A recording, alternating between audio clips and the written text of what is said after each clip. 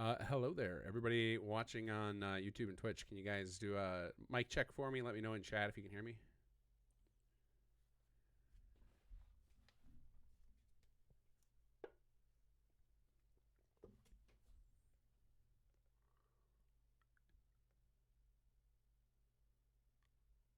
I'm taking that as a no. I'm not getting any responses yet, although my chat might be super delayed.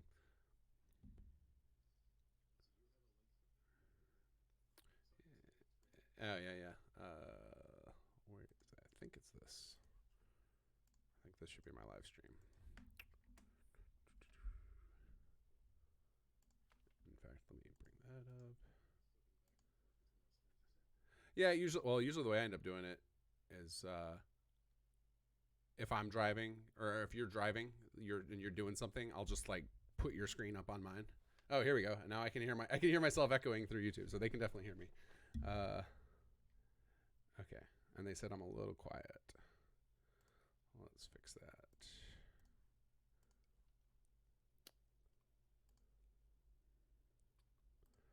All right, and then I'm gonna try kicking on my desktop audio. Monkey, can you talk a little bit, and then people in chat, let me know if you can hear Monkey on over my audio. All right, let's wait and see what they say.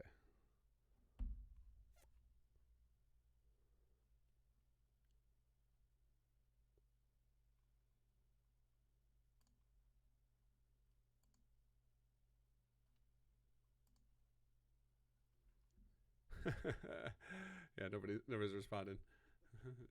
Dead silence. I might just put my audio back on and just I'll just listen to it myself. All right, let's see here. What did I break? I probably silenced something I shouldn't have.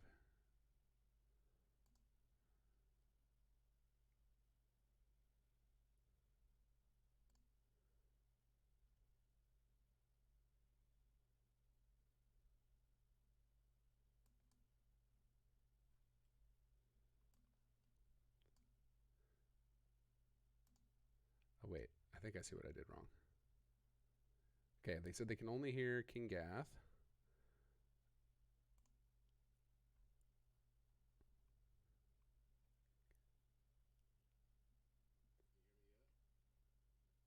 Well, I can definitely hear you.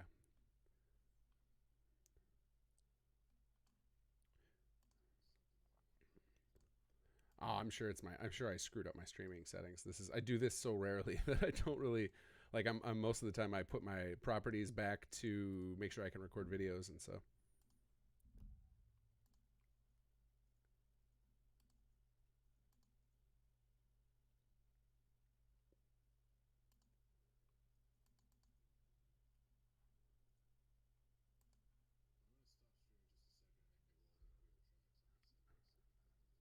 Sounds good.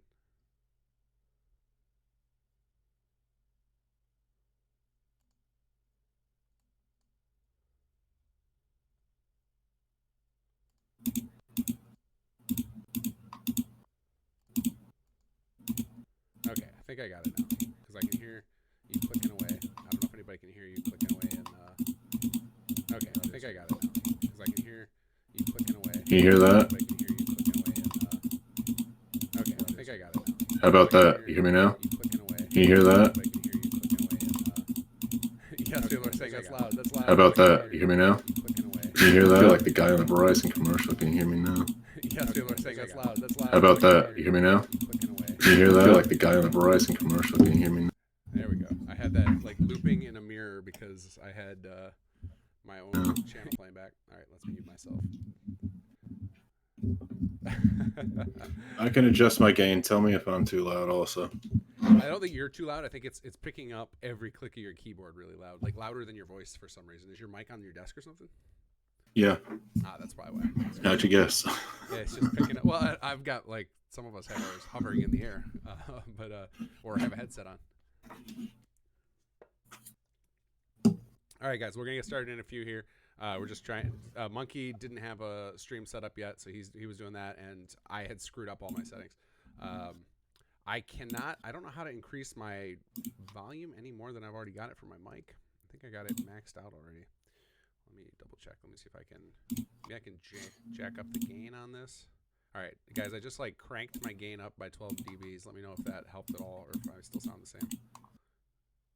Yeah, it's too quiet. What did I do wrong here?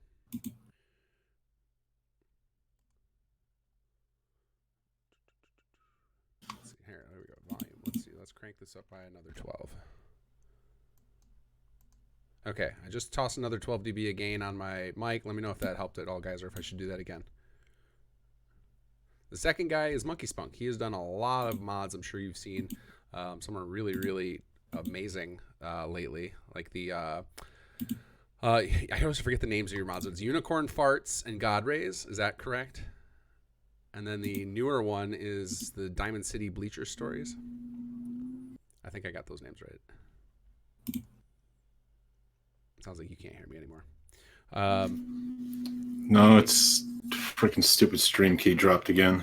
Uh-oh. All right. People said that's better. If you guys want me to up my volume again, just let me know. I have plenty. I figured out where my gain was on this software, so I can up it as much as I need to.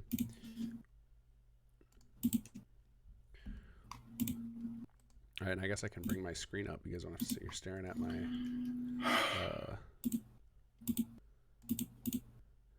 And yeah, I should probably be instead of watching myself. I'll go up a little bit more. Okay, I should probably instead of watching myself, I should probably be watching your screen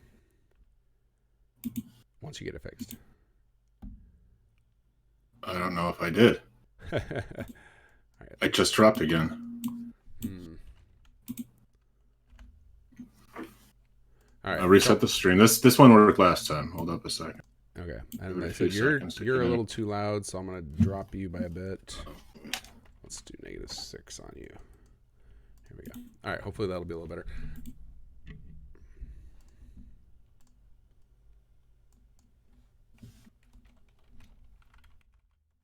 All right, that should be good. You have my stream still? I'm gonna click on yours right now. All right. I'll bring this back up. I was just sitting there staring at my own, trying to make sure that my volume was going through, but I'm going to close that. I don't need to waste all that bandwidth. All right, let's see. Modding with King Gath. Yes, I can see your screen. I see you're moving around in some sort of cell on the CK. Is that accurate? Yep. Beautiful. Okay. Very jerky.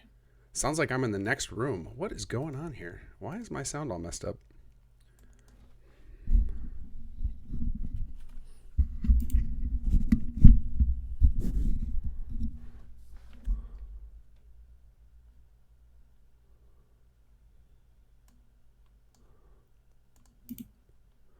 Sorry, guys. I have no idea why my volume would sound like I'm in the next room.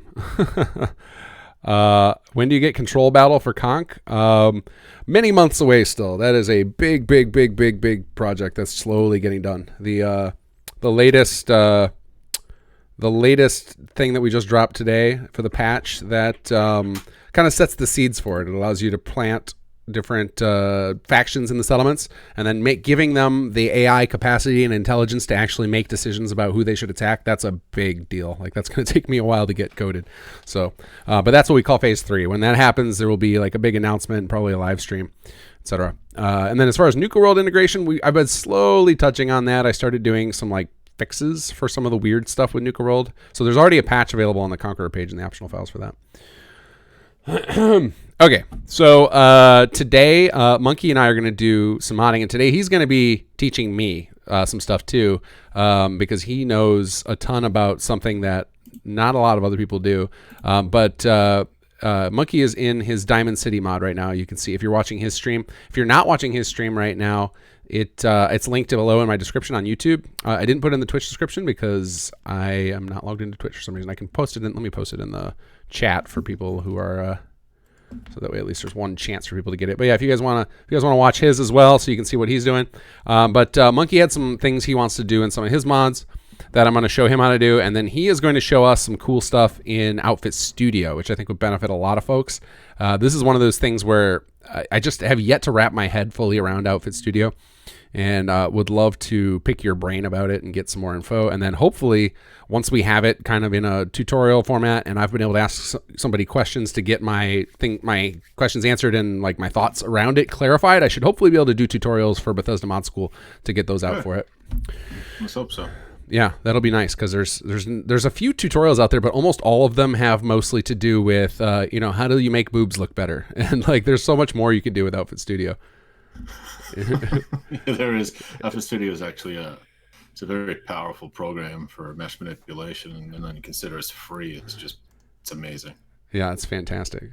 So let's start with the stuff you had to tackle. So I think one of the things I remember you wanted to do was a dynamic quest where you would have multiple locations, and one of them was the true location, and the others were kind of dummies, or just red herrings. And I had that in my the Bleachers Diamond City story mod, where a couple of the missions I set it up so the player would have multiple map markers, and the item itself, however, would only be at one of the locations, and the rest of the map markers would have an invisible trigger box that would give you Mario's in another castle message. Right. And that's easy enough to set up, but to randomize, I had no idea how to do that, and that's what I would like to do, is how do you put the item at one location and right. the story of princesses in another castle box at the other locations. Okay, yeah. How do you make that randomized? Right. It's actually super easy, it turns out. So I'm going to try and find a vanilla quest that has this already configured so I don't have to load up one of my own things. Because I know how to randomize the location by itself. It's how to put the boxes at the other ones that's a real problem. Right. So I would do this entirely with aliases, and that's why I'm trying to find a good one that we can just steal a copy of. The Brotherhood Steel one is a good one to copy because they do item placement. Yeah, I think so. Whatever their Radiant quest, their stupid Radiant that they tricked me for hours to do over and over again before I realized I was doing Radiants. The one where you like, took you that long, huh? Yeah, literally, like I kept getting all these devices and they sounded really cool. I'm like, we're gonna be building something awesome, and then it was just garbage, just garbage. So let's see, item idea. Let me see. I'll try it this way. But yeah, like I was like, finding distress pulsers and beryllium agitators and all this weird stuff, and I was like, oh, this is gonna be great. Here we go, radiant capacitor. This is one of them for sure.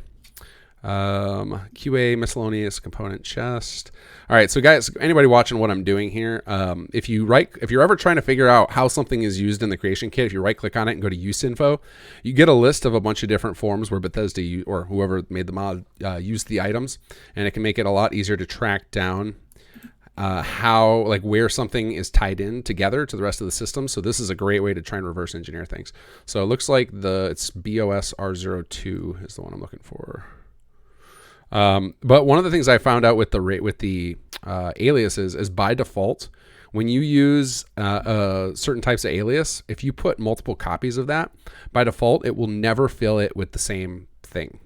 Like it will always fill each of them with a unique, unless you specifically check in a certain box. So we can basically take advantage of that. So BOS R02. Let's see, quest aliases.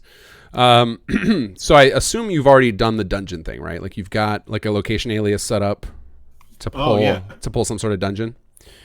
Well, do you mean in a Radiant format? It doesn't existing Radiant quest, or in your like, what do you have set up? What have you done so far, or do you have none of this set up and we need to start from scratch? I have a general Radiant quest set up. Okay. With the reference location alias. Great. Okay, can you bring that up and we'll work from that? All right. This one is a Radiant quest for raiders. Real simple one. You pick up a note, you read it. If you want the mission, you drop it. If you don't, when you read the mission, it puts the keyword on the raider boss. You go kill the boss. You can take the boss's head and you bring it back. Okay, cool. So what you're trying to do is set up a random dungeon for like to pick, or is this not the one? This is just something else. Well, this in a typical Radiant fashion, it'll randomly pick a boss raider for you that's out there somewhere right within the parameters that you've entered in the quest alias. Right. And that's basically what this one does. That's how I did that. Okay. Reference location. All right, so I'm bringing up your screen right now. I'm just going to full screen yours so I can try to get an idea of what I'm looking at here. And really what I should have done is, because this is in your mod, I should have just downloaded your mod and had it loaded up. But Yeah. Remember, my mod crashes your box though. Yeah. Well, yeah. I wouldn't be able to put it in my playlist, but I could at least have it loaded in the CK. Okay. I can So send you the plugin if you want. yeah, that might be useful. Is it small enough I can go through Discord? That'll be quicker than me downloading the whole thing. Because then because right now I'm just restreaming your screen, and that's going to look terrible for people. So if you want to toss me the plugin, I'll load that up real quick. But basically what we end up doing is you're going to, well, first of all, I guess I should further clarify what you want to have happen. So, so you want basically, instead of one dungeon to come up, you want 3 dungeons to come up, correct? I want 3 map markers to come up. 3 map markers. Okay. Yeah, or 4 or 5 map markers. They send you, well, not even the raider, actually, just an item. Got it. That's what it should be. I'm sorry. The Radiant quests were something. This is type of a way to personalize Radiant quests. It wouldn't necessarily have to be the enemy is in 4 different locations, but it could be. Right. It is in 1 of 4 different locations because, he's out there. He's a fugitive. You don't know where he is. So maybe you have to search for him.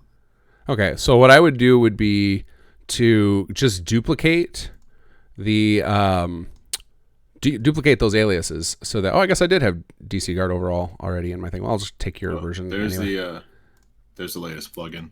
Okay, cool. Let me load this up. That'll be easier for me to. The one that's for Diamond City Story is a much smaller plugin. I just keep adding on top of the same plugin. Okay.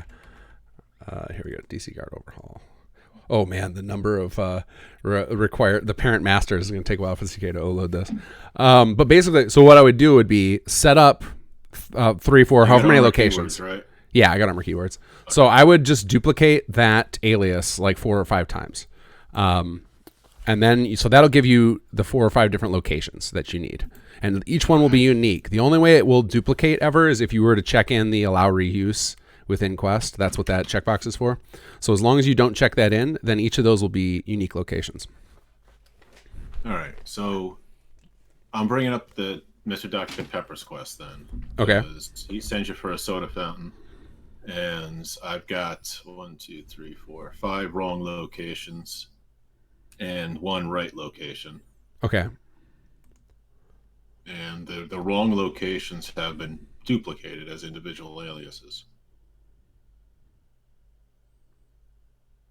So let me know when you bring that up in your creation kit window. Okay. I figure it'll take approximately 12 minutes. So we can just sometimes it feels like it is. Like when that's the downside of all the parent masters because it's got to load all that stuff in. But basically still the same thing's going to apply is I assume you have some sort of location alias that's being pulled based on criteria. For a Radiant quest, yes, I would. Okay. For Dr. Pepper's thing, do you? For Dr. Pepper's, no, it's all predetermined. It's always at the same spot. So you're going to predetermine 5 locations then? No, that's the old way. Okay.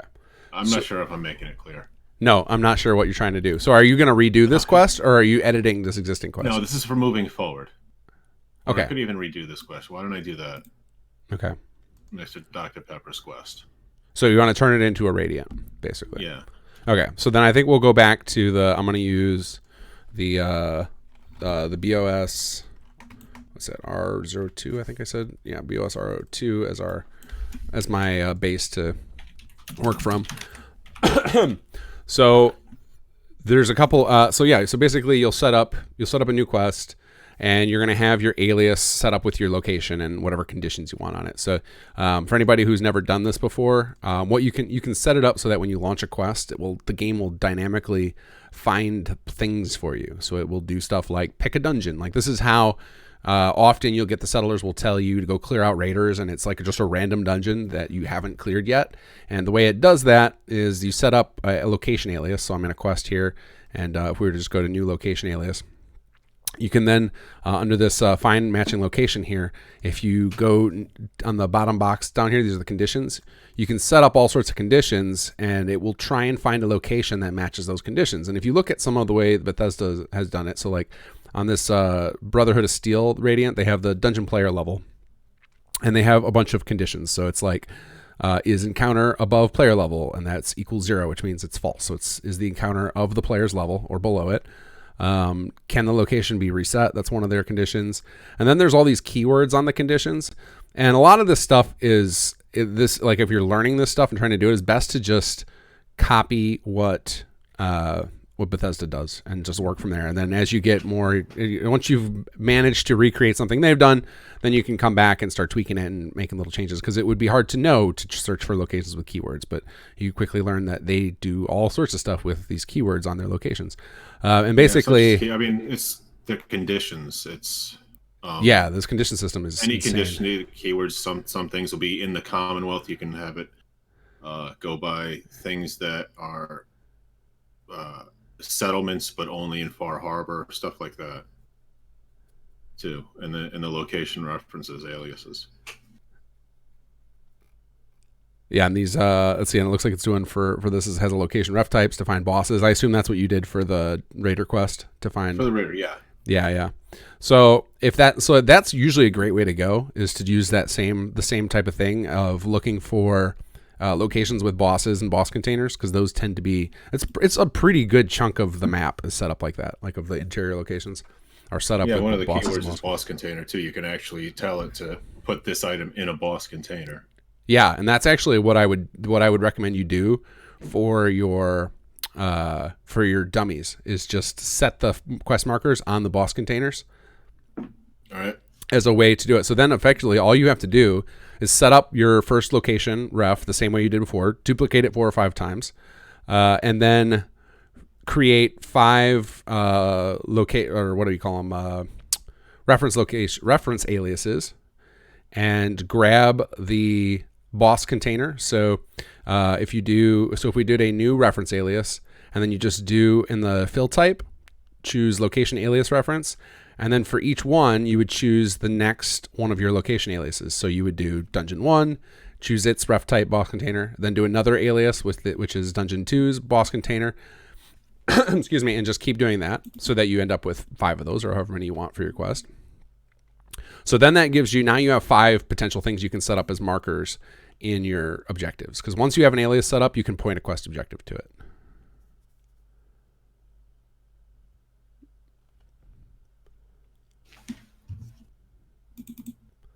Not following. Sorry. Okay. All right. So let's start real simple then. Let's start by set up your first location alias. You know how you've done that before. So we'll just go ahead and set up a location alias with to a boss dungeon. So something like I think you can do it as simple as like location has ref type, boss container, location has ref type. That's probably good enough. Just location has ref type, boss container, and then maybe do like is clear. Like, okay, maybe this is gonna have to be a quest from the ground up then. Yeah, I think that's the best way to do this. All just right. to avoid ruining any of your existing quests. I was just bringing up BOS RO2 so that I had something to quickly reference all these conditions, so I didn't have to try and remember them all. All right, I'm starting a new quest real quick. Okay, cool. Start game enabled. So I'll do the same. I'll do the same thing just so if people are watching my screen, they can see kind of what we're doing. But I'm gonna name this KG demo. All right. Random dungeon.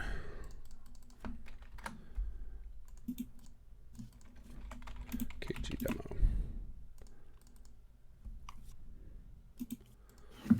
All right, so the first thing we're going to do is set up a location alias.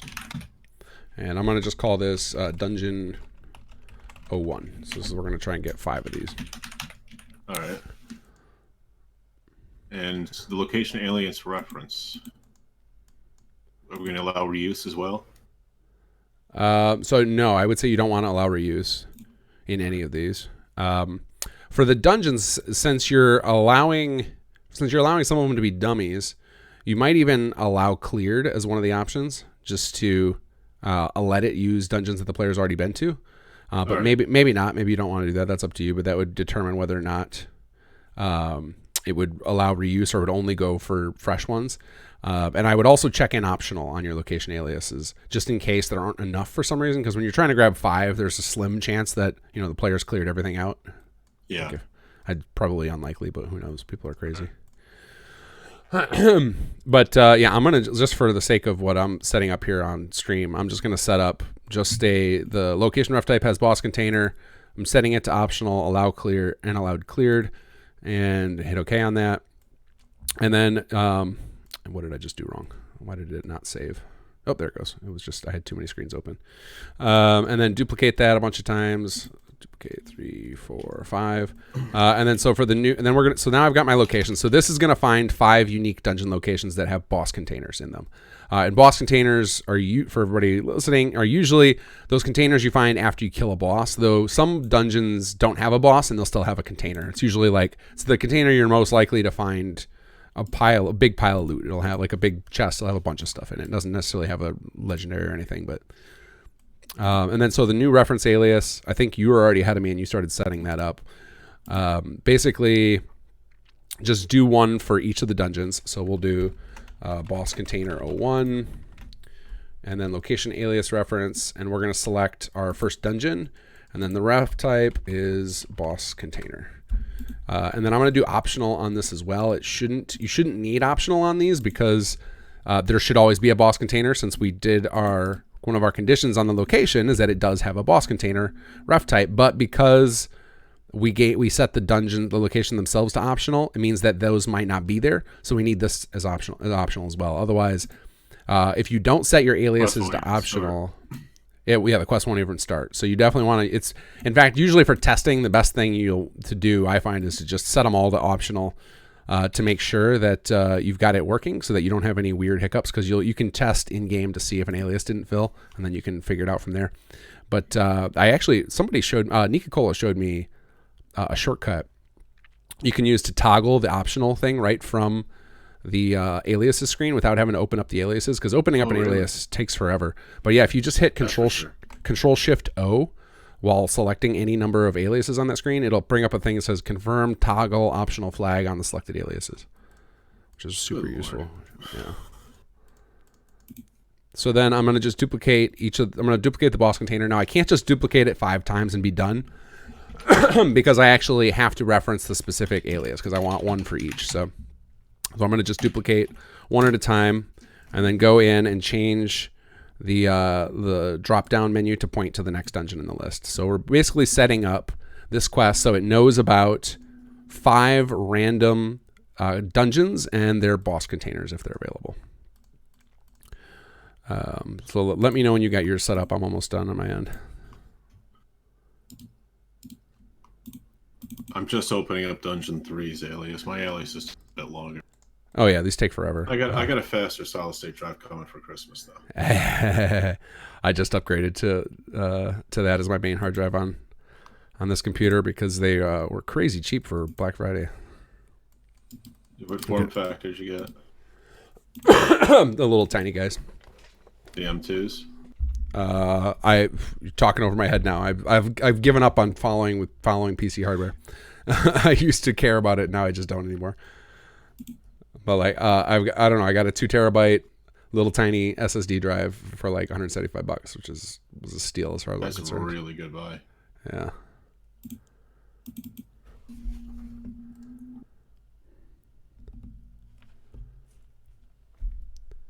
All right, I'm gonna while you're finishing setting yours up, I'm gonna check chat. I've kind of fallen behind. Sorry guys, if you guys have been asking any questions. Oh yeah, okay. There's a chat going on, isn't there? Oops. Sorry guys. If I didn't plug it into a PCIe slot, it's not an M2. No, I did not plug it into a PCIe slot. It's just got little cables coming out of it, little SATA cables. Is how fast is M2 when you're going right into PCIe slot? That's got to be crazy fast, huh? It is really fast. It's like they set up to 7 times faster than SATA. Whoa. Because I am super happy with just the speed I'm getting off SSDs compared to the plate drives. So if I can increase that speed again, man, I'll have to think about that for next computer. In like 2025 when I have money again. You gotta be kidding me. What happened? It's like I hit OK and there's nothing in the. I have to start all over again. Oh no! Sometimes you need to close your other quests, and then all your stuff will show up. Okay, you're gonna set that back up again. Well, I was just checking chat to see if I had any questions, and all there was somebody concerned that they got shadow banned by YouTube, but it looks like everything's all clear. So if anybody has any questions about what we've been going over so far, or anything you guys think I know, I'm happy to talk while Monkey gets caught up on setting up his quest. And I also that's good. Let me delete that condition. Son of a bitch, that pisses me off. What I would do before you set up your aliases is hit OK once on the quest and make sure that the form saves, because that might have been the problem. I have that problem a lot with when I try and set up a new quest and the scripts all in one go. The scripts usually don't save.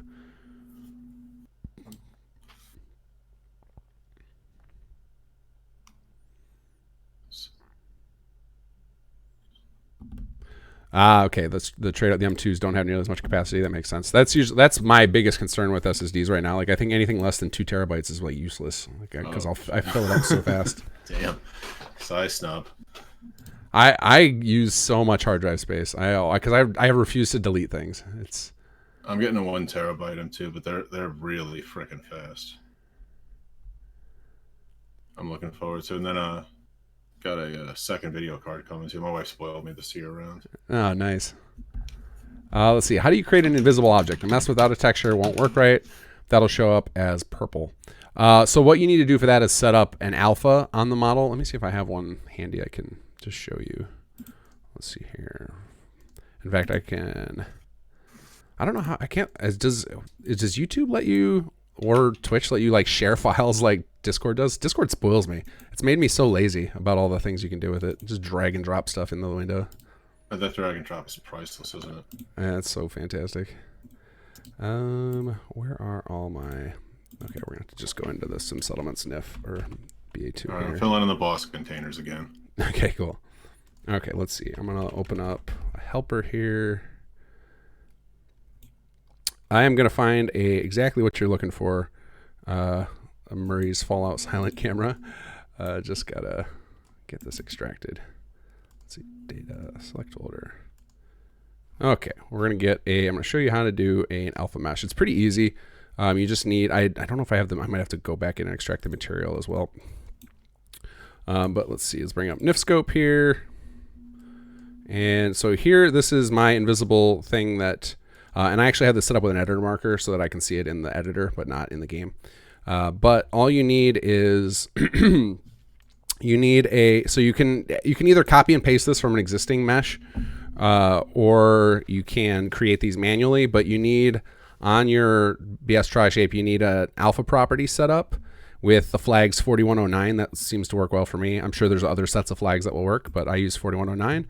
And then you want a BS effect shader property on there. And let me see. I'm trying to remember how I have this one set up. The easiest way I can think to do it would be to just take these two off of an invisible NIF that you are aware of, or, like, for example, if you want to just get one from Sim Settlements, like, I have a bunch of these set up. They have marker in the name, so there's one under, if you open up my BA2 file from Sim Settlements, it's under auto build plots, helpers, and there's one called tiny helper marker, and you can literally have two NIF scopes open, and you can copy and paste nodes between them. So you could literally, like, take this BS effect shader property, copy it, go into your model, and just paste it right on there with Control V, and do the same with the alpha property. And then you would end up, so let me show you what that looks like, because it's, it can be a little wonky, but it's easy to fix. So let me bring up something here. Dog treat, what is this? Sure, we'll bring up this thing. So when you're copy paste things before, so if I go here, I'm in my NIF that I know has the stuff I need. I'm going to copy with Control C my BS effect shader property. I'm going to come into this try shape and paste it in. And then what ends up happening is the other thing that was there before, the BS lighting shader property, gets moved down to the bottom of the NIF, and you need to just delete that. So we just hit block, remove branch, and then we'll do the same thing with the alpha property. I'm hitting Control C to copy that. Come in here and paste that on this BS try shape, and there we go. And now this NIF here will be invisible in the game. So that is it. It's the easiest way, like I said, to do it is to just copy and paste this information from NIF, from model files you already know that are invisible in the game. Is it pretty straightforward to add a load door to a plot? There's actually a section in the Builder's Toolkit for exactly how to do that, Chris. So if you check out the Builder's Toolkit, it'll show you how to do that. There's a section because enough people have asked me how to do that. How are we going on those containers? You got them all set, Monkey? The aliases are all set up to. I'm up to speed to where you were. Okay, beautiful. All right, so then the next one, this is the easiest step. So now what you can assume here is all of these dungeons are random because they're going to get picked at runtime when this quest starts. So all we have to do is set up a new reference alias to create our quest object and just put it in like container 5, for example. Well, it's going to be random by the nature of the fact that dungeons 1 through 5 are always random. So now you can set up your 5 quest objectives to just point to boss containers 1 through 5, and it will be random because the player will never know. They don't see which one is number 5. It'll just be 5 random locations. You follow me? No. Okay. So create a new reference alias, and we're going to call this quest object. And we're going. Maybe if we fill it out, I'll be able to. Yeah. So we're going to do quest object as our alias name, and we're going to check in the quest object so it gets flagged so that the player can't just scrap it. And then what you do is you hit. There's the best way I find to do this is just do create ref to object as your fill type. Oh yeah. And that's then a lot easier actually. Uncheck temp and pick your whatever object you want to give them. So we'll say it's going to be a 10mm pistol, and you're going to create it in. So to the right of that, under next to level, hit check in the in drop down, and then pick the boss container you want. So we'll do like boss container 01. Now there is a problem with this method is that because we flagged our things as optional, there's a potential that this thing is empty. So there's a way we can get around that. Oh, ding. Never mind. I see how this works. Okay, cool. So I see exactly how this works. This whole thing, the whole system you're setting up here. Yeah. So we're actually going to do one additional step to make this more bulletproof. So I'm going to create a copy of boss container 05, and I'm going to go in and rename this. And we're going to name this quest container. And this is a trick I've seen Bethesda use a lot, and I really like it. So what we do with this one is we leave this as specific reference as the type, and we'll still check optional on this. What you'll end up having, there's like a 1 in a million chance that all of these aliases fail to fill and this whole thing gets screwed up. Should be pretty unlikely though. So I think we can uncheck optional safely and know that this is our fail safe check, that we know if this quest fails to start, it means that there's some weird situation where the player has no boss dungeons left. So I'm gonna assume this one will be safe to leave, not optional. Okay, so quest container is going to be not optional. I mean, it's just quest container is just gonna be specific references the fill type, all boxes unchecked. We don't want anything checked in here. I mean reserved reference. I'm sorry, the screen that's coming through from your stream is still on the rocket. Okay. Like 3 minutes ago. Oh yeah. Don't even worry about your screen in real time. Gotcha. Don't even worry about my screen. So on yours, when you make the alias named quest container, the fill type, make it specific reference. So it's just the first dot, and then just specific. I was looking for flags. Oh yeah, and then uncheck all those flags. We don't want anything checked in. So just the most basic blank reference alias you can have. Okay. Right. So now we're gonna go back into so hit OK on that, and we're gonna go back to boss container 01. And I'll show you how to do this on one, and then you're going to repeat it on all 5 of them. Excuse me. Okay, so come on up. So what we're going to do here is we're going to go, we're going to allow reuse in quest. We're going to check that in on this. And the allow reuse means that it's okay for this item to exist in multiple aliases. If you don't check this in, then it will fail to fill in a second alias. So we're going to check in allow reuse, and then we're going to force into alias on fill. There's a little drop down, and we're going to force it into the quest container. And what we're doing is we're saying once boss container is found. So when the way quests work, everybody else, you know this, Monkey, but everybody else, when all these aliases, the game's going to try and search the game world to fill these aliases with an item that meets all the conditions. And so what we're doing here with this force into alias on fill, we're saying, so as soon as you fill this, as soon as you find our first boss container, also take that same item you found and force it into a different alias as well. And you'll understand why we're doing this in a second. Just to review, boss container 1 is going to be into alias on fill quest container. Yes. And you're going to do that for all 5. So all 5 of them now are going to force into alias quest container, and they're all allow reuse in quest.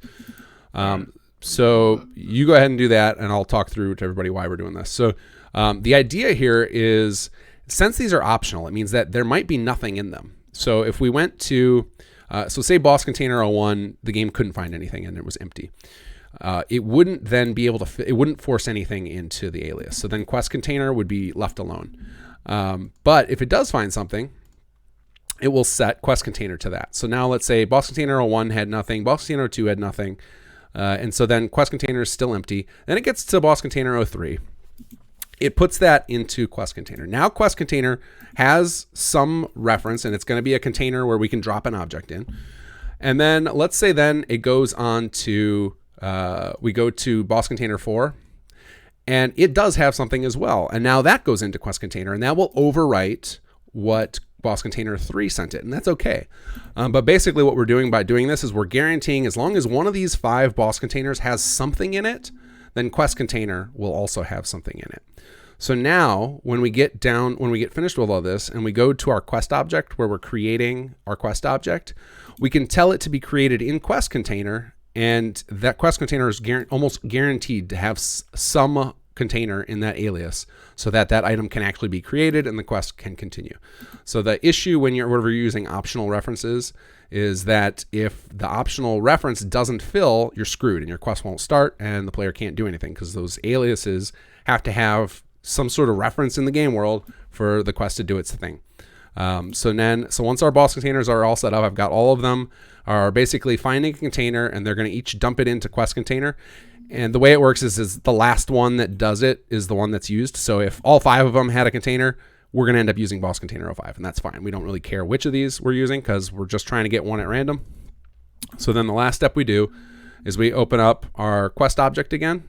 And instead of having it create in boss container 05, which is I think what I set it up as, we're going to set it to create inside of the quest container alias. So now 1 out of 5 chance or at least we have 5 different chances to find a container. And no matter what, since we're forcing them into the quest container, it's kind of like setting up a variable. We set up quest container to be like, just be equal to any of these containers you can find. And now quest object is in there. Excuse me. So now you can set up your quest objectives to point to quest container, or you can just set it up to just point to all 5 of these boss containers. And that way one of them will not be the dummy. All right. I think I'm still on the same page as you all on this one.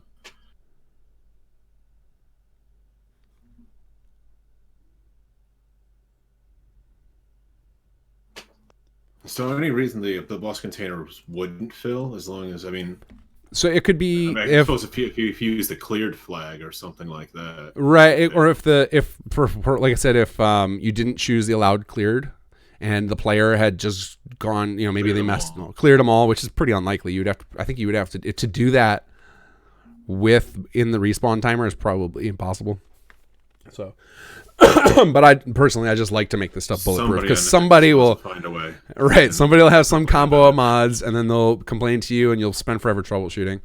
So this is just, and sometimes, right, and you hope your kids get cancer. Like what? So this is this method though. You'll find it ends up being pretty useful for a lot of other stuff. I use this all the time now of the fallback of just like force everything into one alias. And then I can. That's pretty slick. I thought that might be. I thought it might. Yeah, originally when I was thinking of this, because you posed this question to me earlier in the week about how to do this, and I was thinking about like maybe we could do this. Maybe we need a script for this, and then as I started laying it out in my head, I'm like, no, we can just use this system. It'll work fine. So yeah, so this is this is how there's a lot of stuff Bethesda does this with, like for So how do you put the princess isn't here? Princess another castle, and the ones that don't get filled. Well, you could do something like a script on each of these aliases that's like on activate, like a response to the on activate event, and then you just post a message up. Like, how do you want it to manifest? What do you want the? It could be a message. It could be another item that says, "Sucker." Yeah. So then maybe a message would be nice, on container open or something like that. Says you don't find the item you're looking for. Try one of the other map markers. Right, you could do it that way. You could do a pop-up message, or if you wanted to do a dummy object that's in each of those. I'm not sure about that. That'd be interesting. A lot of dummy objects into the game space potentially. It would just be notes or something. Maybe read it and then it self-destructs. Yeah, you could set up a note to self-destruct. I'm trying to think of how you would do that where it wouldn't end up in the container with the actual object, because that would be awkward. It's not here, but it is here. Yeah, right. You'd end up with both. I'm holding it in my other hand. Because you could easily just set up like a copy of this quest object thing that was just creating the dummy note in each of the containers, but you wouldn't want to do it in quest container. Yeah. Well, what about a script? How would it sift through those aliases and figure out which one? Yeah, so with a script, it would be pretty easy. So with a script, this is probably the way I would approach it, because once I get to a point where I can't think of a solution easily, I fall back to scripts. Scripts are really the lazy way to do things, but it's also the quick way to do things. So, so basically, what we would set up is, I'm gonna just notepad this. Let me ramp up the. Let's see, zoom in. Let me get the font size really big here. Test. Zoom in, Control plus. God, I haven't used Notepad in forever. I should just bring open Notepad plus, but here we go, giant. Okay, so what we would do is set up. I'm gonna shorthand this script, so this isn't gonna work perfectly, but I'm gonna just show you like what the properties would look like. So, so we would set up a reference alias array, which is like what these little brackets are, and basically that means this property is gonna have multiple of this thing in it. Yep.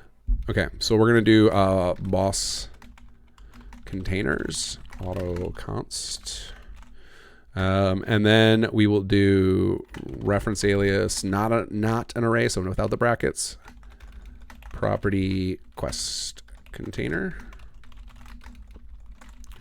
auto const, and then we will do form property dummy note.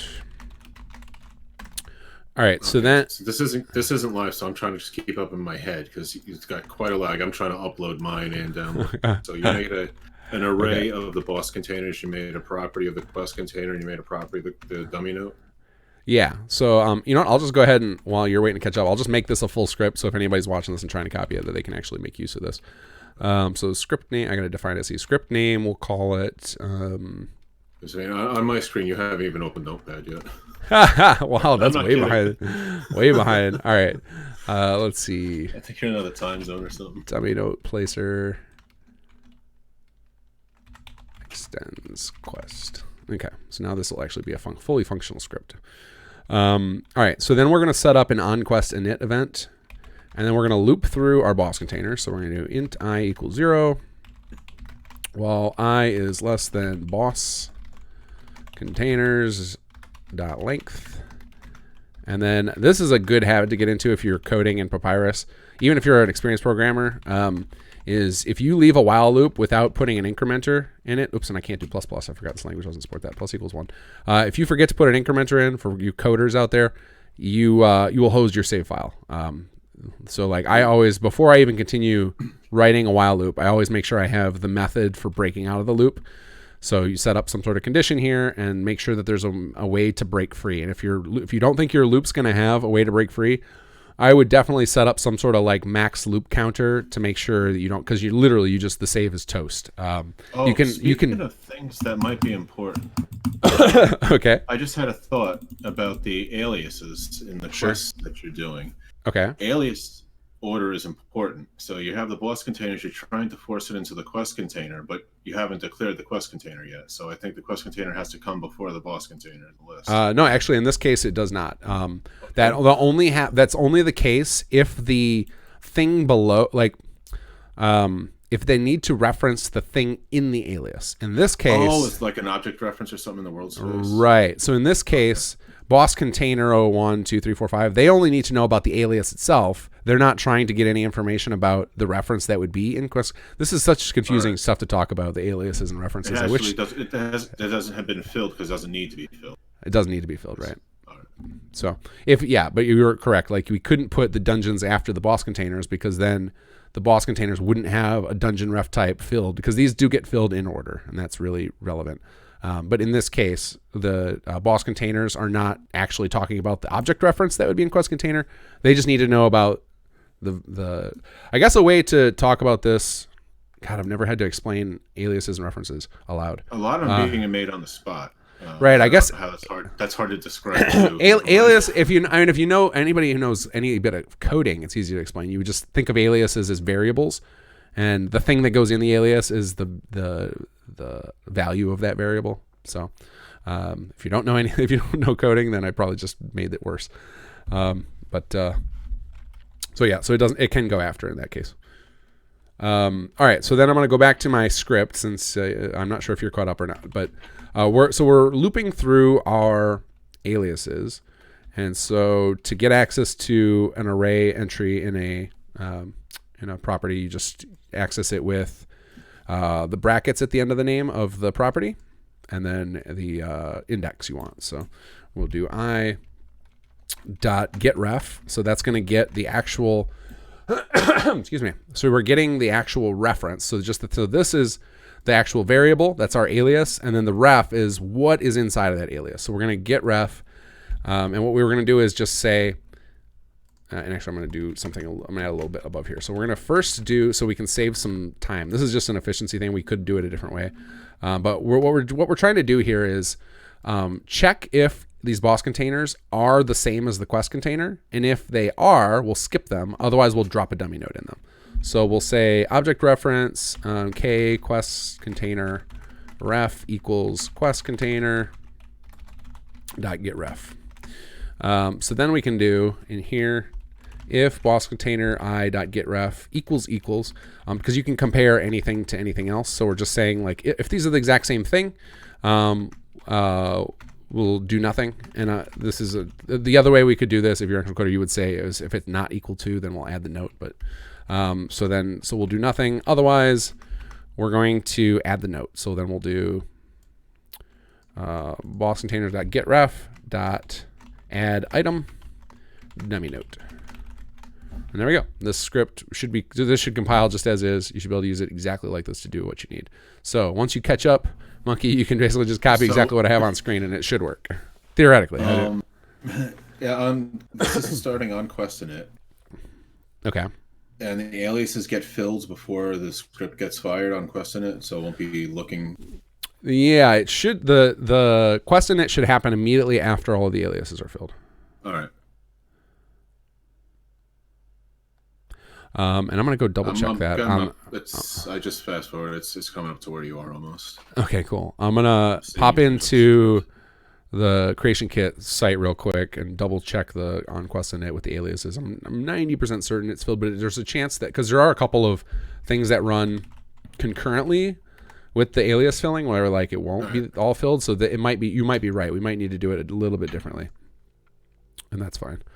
Let's see here. This event runs in parallel with the startup quest stage fragment and on alias and init events. Yeah, you are correct. So we can't use on quest init because it might be that the aliases aren't filled yet. So we're going to need to do this a little bit differently. So let me pop open a quest script and we'll look at what other options. Maybe on a stage set or something. Yeah, this is something I've set up before. So where in my template for controller quests, I actually went over this, so I should have remembered that. But okay, so we'll do it that way. So we're gonna use on stage set, and we'll show you how to set that up as well. So we're gonna change to this event. So we need to copy and paste this off creation kit site, and we're gonna do if AUI stage ID equals 2. We're gonna set up 2 stages. Oops. I forgot. I cannot just do a big block tab in Notepad. Okay, so, all right, so yeah, we'll do it on stage set, and then we're just gonna set up some stages in our quest. So I'm gonna hit OK and save because the CK likes to crash around this time. Yeah. I've I added a new KG demo quest to DC guard overhaul. That's okay. All right, so we're gonna set up 2 stages here. We're going to set up 1 stage. We're going to leave it as index 1. And we'll put in a new log entry. And we're going to set this to run on start. And we're going to just put designer notes quest started, just so I remember what this is for. Excuse me. And then we're going to set up stage 2. And this one, I'm just going to... Can I ask a question real quick? Sure. With regards to stage 1 and stage 0 and starting up and everything, does it matter what their number? Because I get a lot. I put a lot of stage 0s for my first stages in my quest. And totally so yeah, it's totally fine. Totally arbitrary. All right. You can use whatever you want for those numbers. This is just a habit I've gotten into, is doing 1 and 2. In fact, I'm trying to think of how I usually set this up in my controller quest. I'm going to just bring up a script I've done for source. No, where did I put that? I might just have to download my own toolkit, because I have a controller quest with all of this solved, so that I'm not reinventing the wheel here. You can endorse your own stuff. Let's see here, because I have no idea where the files are on this computer. Let's go. Oh God, please no porn on the Nexus homepage.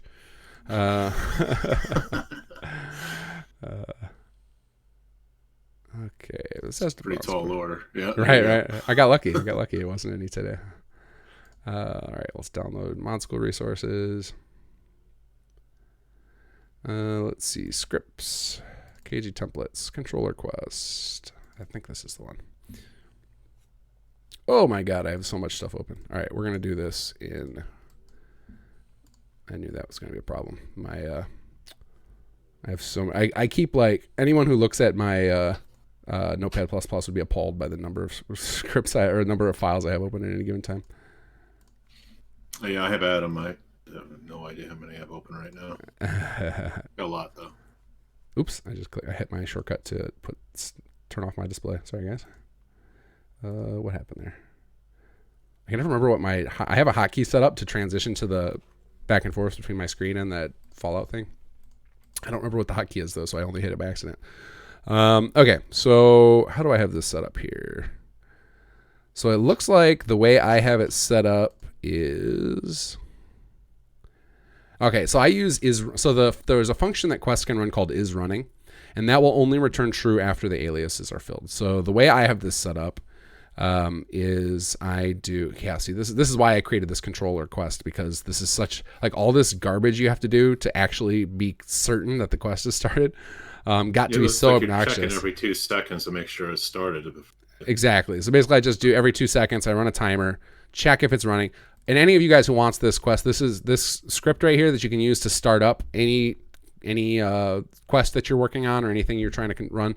This is available in the Bethesda Mod School resources, and it's explained in depth in some videos on my channel. So definitely check that out if you're interested in this type of stuff. But this is where I would start with this. Monkey was just grab this controller quest and use this as your basis, and then from here, so we could take the code that I have here and we can just copy and paste this into our controller. So that's what I'm gonna do here. So I'm gonna go file, save a copy as, and then we'll put this, let's see, desktop, Fallout 4, data, whoops, not ENB, data, scripts, where are you? Source, user, so much junk. KG testing, perfect. We'll just stash it in here. I don't know what this is for. Okay, so we're gonna call this. What did we call it in this other file here? Dummy note placer. That's right. Dummy note placer.psc, and then we will open that up again.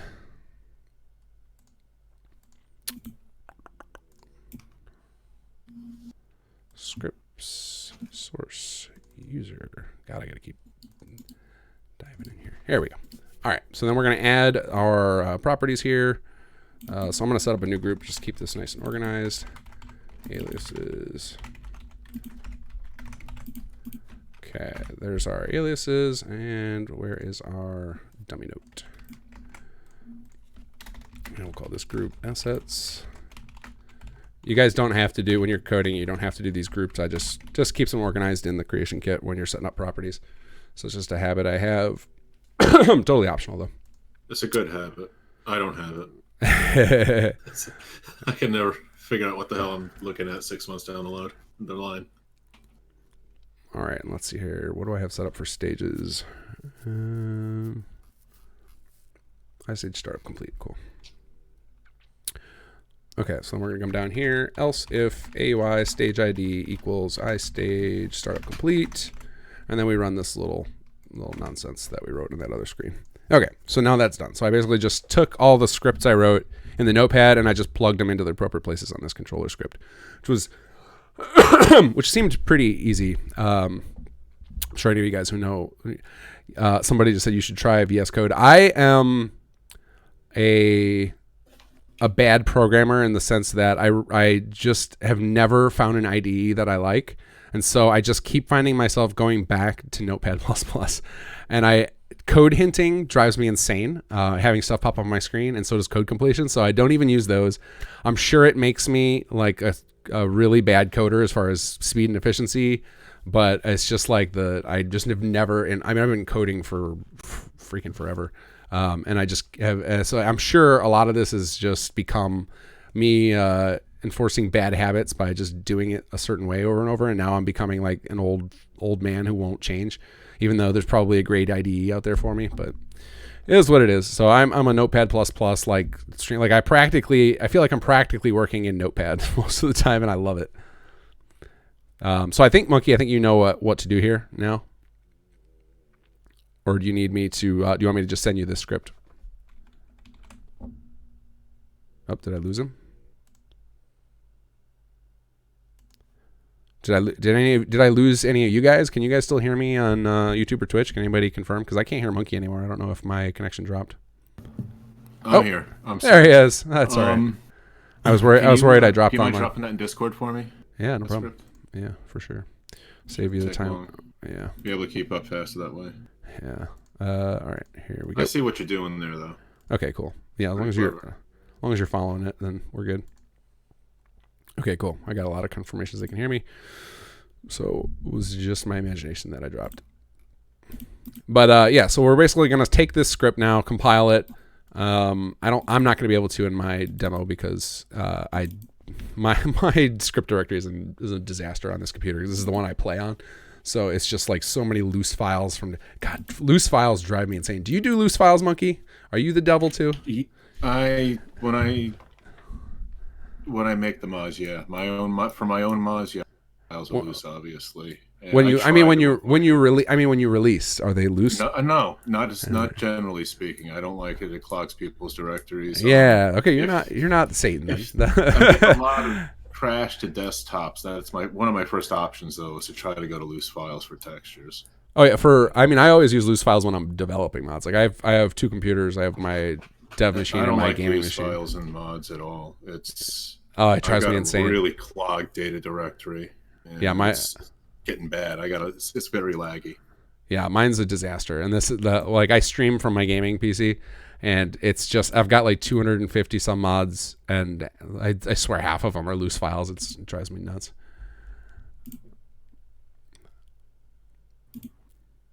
I need to set up I really need to learn mod organizer, because from what I understand, I can set that up to like hot swap the actual directories so that I could like have a clean data directory for when I do these streams.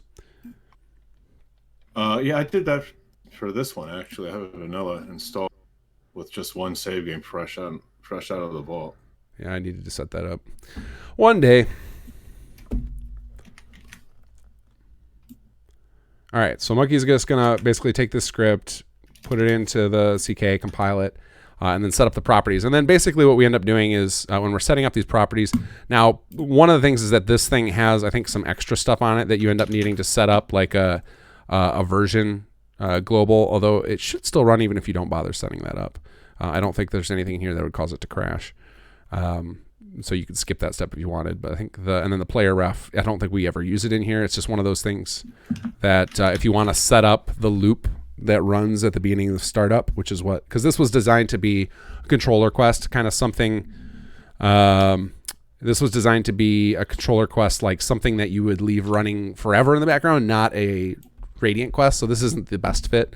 Hey, but why don't I send you a screenshot, because you can't compile. I'll send you a screenshot of the properties window so you can explain to the people at home. Ah, beautiful. Okay, cool. There you go. And what they all are. I don't know if that helps. Yeah, no, that'll help. Okay, so I'm bringing up this. Hopefully you guys can see this. I know the text gets real wonky on stream. But basically what we're going to do, the ones that are in red, that just means that we have them flagged as mandatory. In this case, those can be skipped because we're not really worried about and those were set up, the player ref and ESP version, those were set up as part of that controller script, again, because it was designed to be used for a quest that's just meant to like maintain things. So Sim Settlements uses dozens of those to handle all of its systems. In this case, we don't actually care about what that's doing. That's doing things like version control and making sure that the quest can do things each time the game starts. For this quest, we don't care about that stuff. So all we're going to have to do is fill out our boss containers. And when we double click on this, and actually, you know what, even though I can't set it up like that, I can just like add a dummy script here. So let's just do that. We'll just do new script. Remember that's an image? Yeah, I got your image, but I'm going to I'm gonna just do this. I don't know why I didn't think to do this. I'll just do this right in the CK, and then I can actually follow through. So let's grab this whole script content, and then we'll double click this. Oops. Edit source. Here we go. We'll just paste this in here.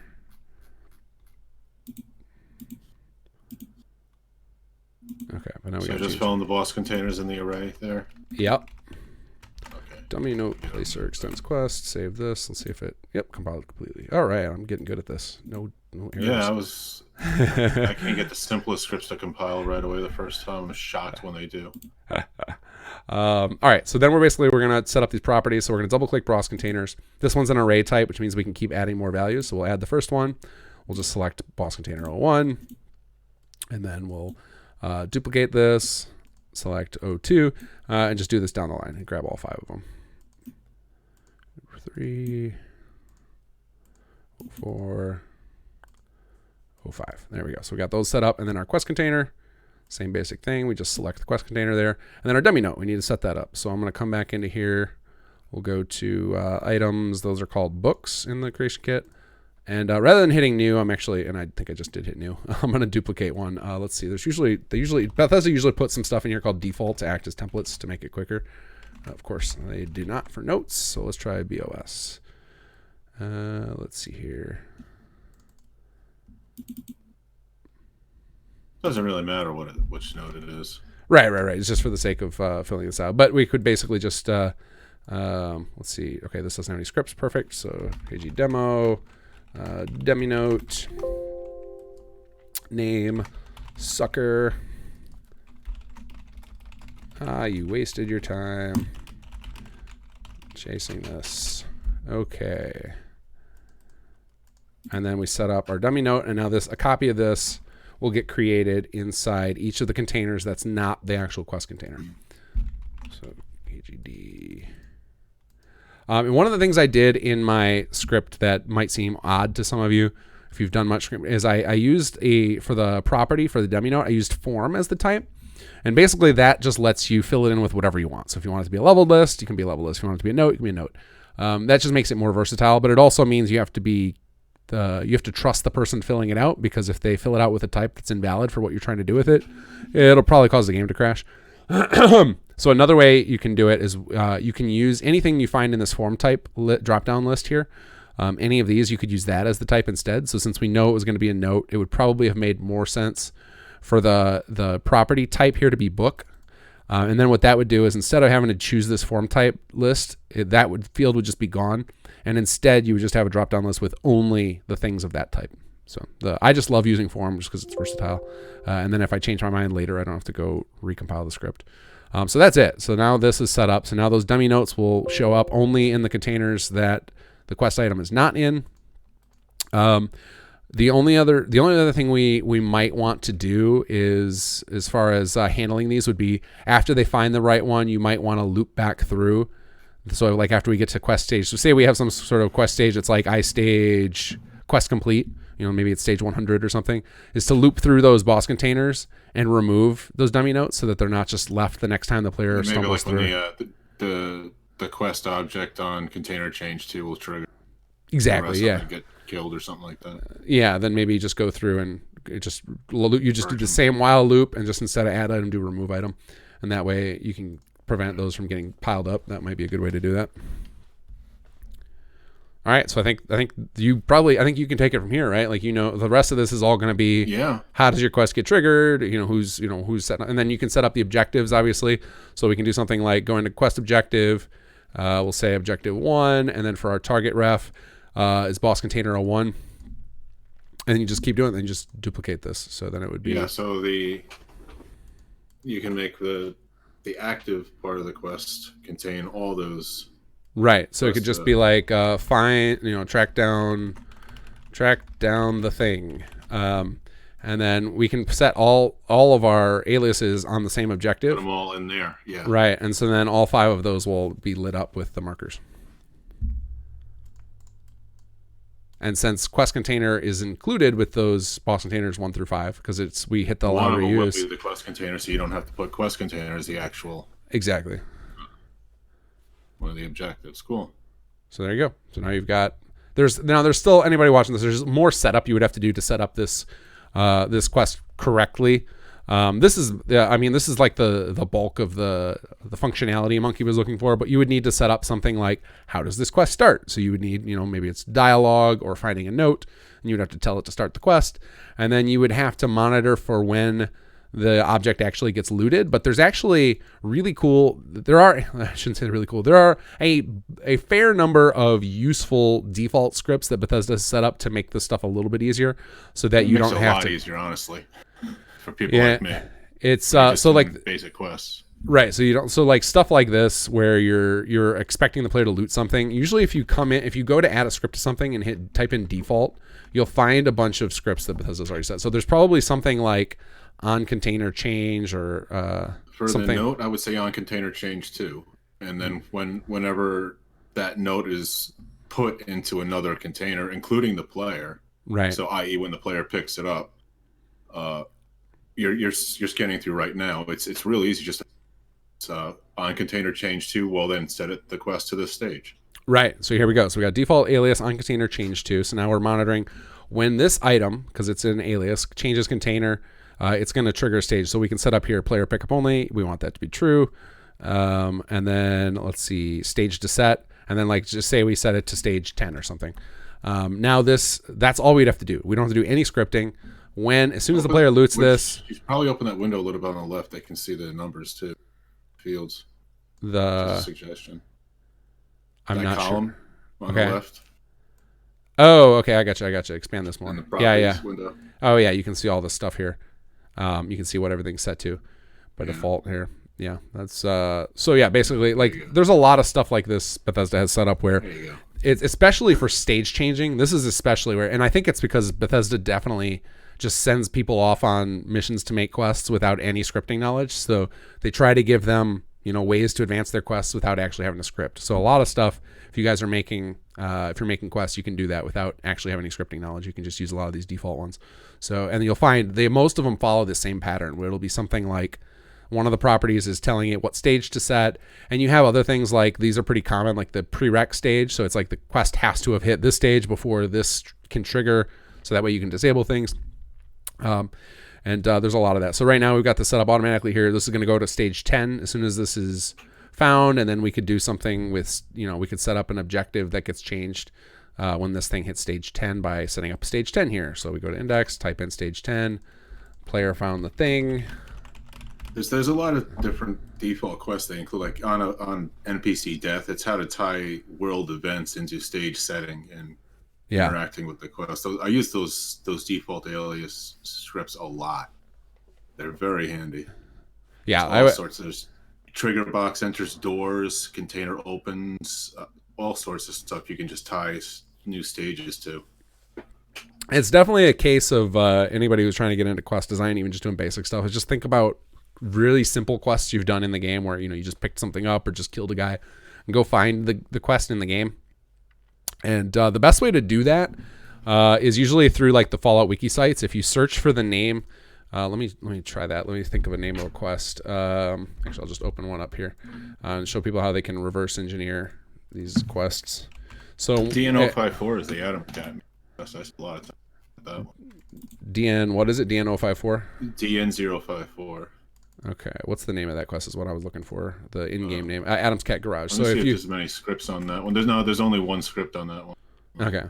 But anyway, if you go to the Fallout wiki here on fandom, fallout.fandom.com, and if you search up a quest name, then you can find the you can usually find the actual in-game or in-editor name for the quest, so that you can actually find it and decompile it. So if we found this Adam Cats quest, and on this on the fandom site, there's an editor ID section in this little box on the right, and that's what you would search in the creation kit to actually find that thing, so that you can deconstruct it and figure out how they did it. So anyway, this is something that's I use this all the time of the fallout.fandom.com, the fallout.fandom.com / wiki. The fact that they take the in-game names and convert them into the editor ID so that you can actually look them up that way. Because if you were to just search for the name of the quest in the in this filter screen, you're not going to get anything. It's not going to come up with anything. So this is a great way to get that information if you want to try and reverse engineering stuff. Okay, cool. So what was next on your list? So I think you have there's still more stuff you've got to do for that, and I think other people if there's a lot of great tutorials out there. If you guys want to get more information on that, I would highly recommend going through Seddon4494's tutorials for quest stuff. He covers. I love that guy. He's fantastic. He covers all the basics of the different types of things you'd want to do, and he's much better than I am at keeping it succinct. Like he will actually give you all the information you need in 10 minutes instead of rambling for 20 before telling you anything. So great resource, that guy. So the next thing on the list, if you open, search in the object window for BB Radiant. BB Radiant? Yeah, it'll be one of the quests that pops up. Okay, I got BB Radiant Raider and BB Radiant Controller. BB Radiant Raider. Okay. And look at the aliases. All right. And see one's Raider Boss, and there's Raider Location. Yeah. And Raider Bounty Note. Okay. So if you look at the objectives, first thing I'm having... Oh, I didn't leave a space in Raider Boss. All right. I just debugged one myself by looking at it. Okay. So why don't we tell people about the quest aliases? Say you look at the Raider Boss alias. Okay. And we don't know what that Raider Boss name is going to be, but you want to use that in the quest. Oh, yeah. You do that, right? Yeah, that stuff's awesome. Yeah. So what you want to do is that alias is somewhere else. You want to use that Raider Boss's name somewhere else in the quest, like on the note or in the quest objective. So when you good Lord, there it goes. So when you make that alias, you want to do stores text. Do that flag. Are they up on my? Is the stream on my window or yours now? Yeah. I'm still on mine. I'm just following along with what you're saying. So. All right, you want to use the source text on like a Raider Boss alias or something, because it's going to be filled by an NPC with a name, and you're going to want to use that NPC down the line. So you do the stores text flag on that alias, and then when you go to quest objectives or a note or something that is part of that quest, you can then type in the brackets alias equals Raider Boss or whatever the alias name equals, and it will replace that with the location or the boss's name or something. Did that make any sense?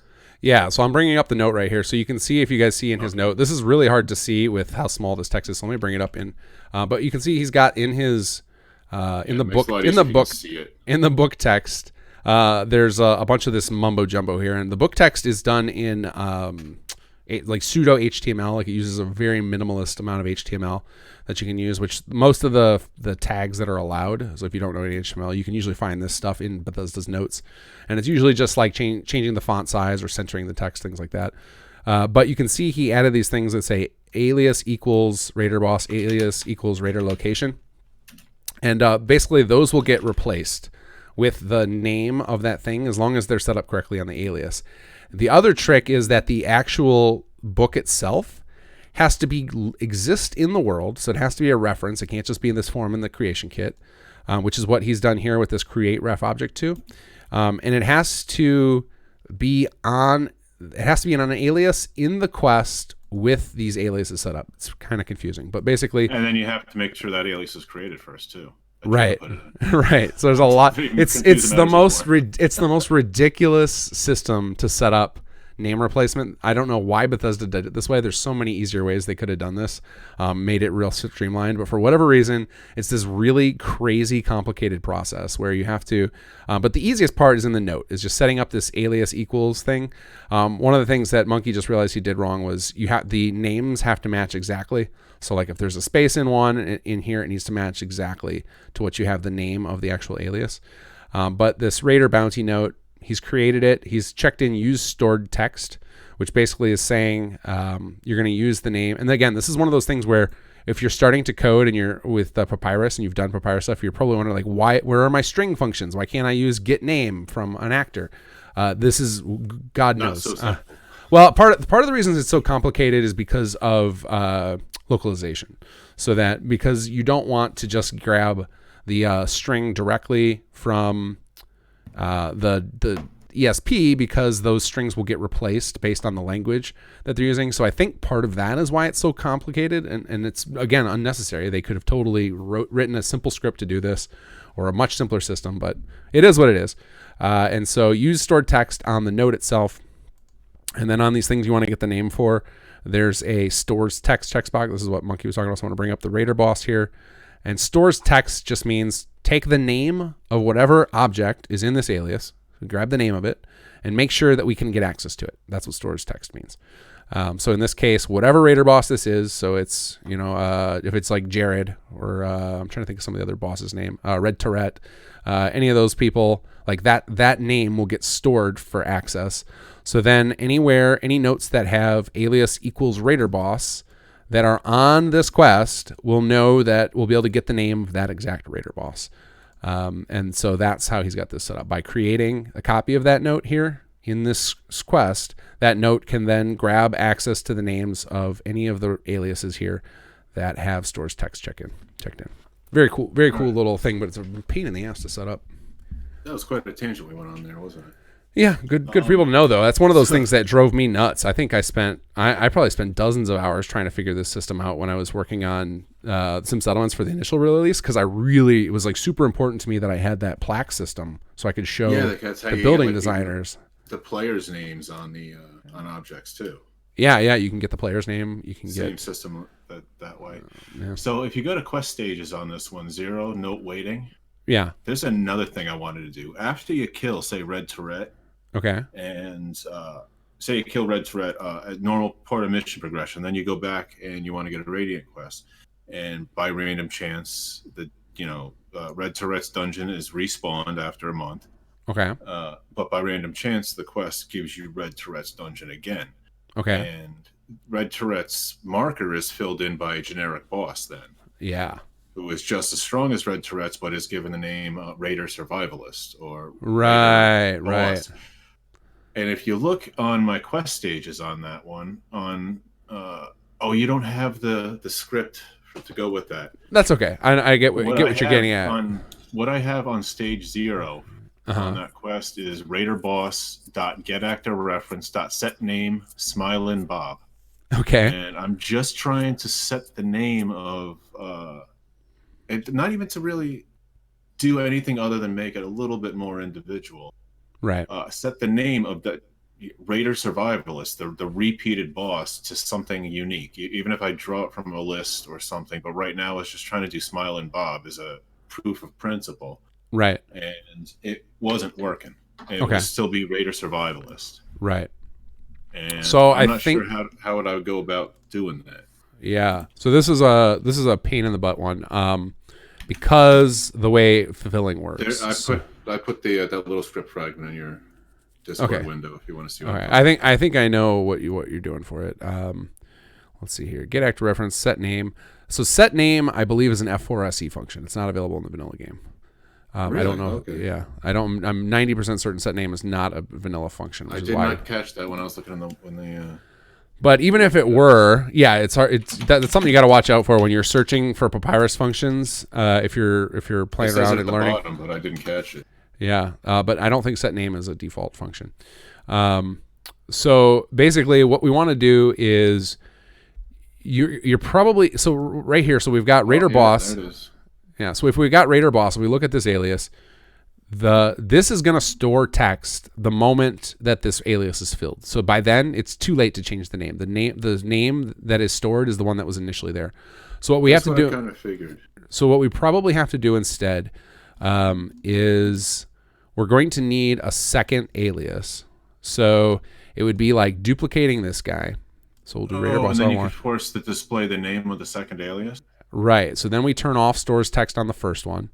And then we basically could do, so what would we do here? What would be the best way to do this? So we'll turn off stores text on the first copy. We'll do force into alias on fill to force it into the second one. So we'll do it. Actually, no, we don't want to do it that way. Okay, so we're gonna. Well, we don't have the alias yet to force it into. We don't have. Well, that doesn't matter. That won't matter. So let's try this again. Let's delete this guy. And this is part. Some of the fun part of modding is, well, for me anyway, is like trying to come up with creative solutions to all this. So I think what we're gonna do is we're gonna do a new reference alias, and we're gonna put it after raider boss, but before raider bounty note. And you're going to have to update your raider bounty note to reflect the name of this. But we're going to type it. We're going to make it specific reference and stores text. And we're going to do, and we probably need to flag optional on this, alias name, and we'll call this raider name text holder. We'll call it that. And hit OK. And then we'll move this up using these little arrows to make sure it's above the raider bounty note. So then what I'm thinking we can do is in our raider boss here, we will set up a script on the alias that's, I think there's one called on alias init or on alias fill, something like that. Let's check here. Bring up our creation kit site, and we'll search for reference alias and see what we've got available as events. But what you have to, so you have that set name function that's in F4SE. The way you do it otherwise is more of a pain. And this is going to require you to basically set up a separate quest with a bunch of what I would call name stamps on it. So it would, which I'll show you guys how to set that up in a second here. But first I want to figure out what our options are to trigger this. Let's see. Okay, so it looks like...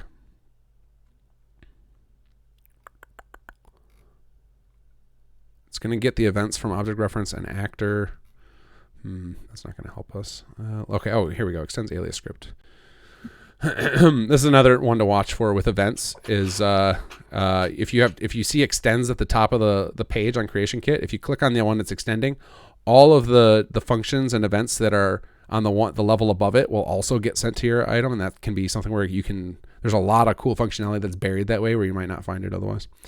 So here we go. So we'll do on alias init. So we can set up a new script on our raider boss, and we'll use the on alias init event to know that the alias has been filled, and then we can do things to that reference. So we'll bring up our little notepad thing, and I'll just write another pseudo script.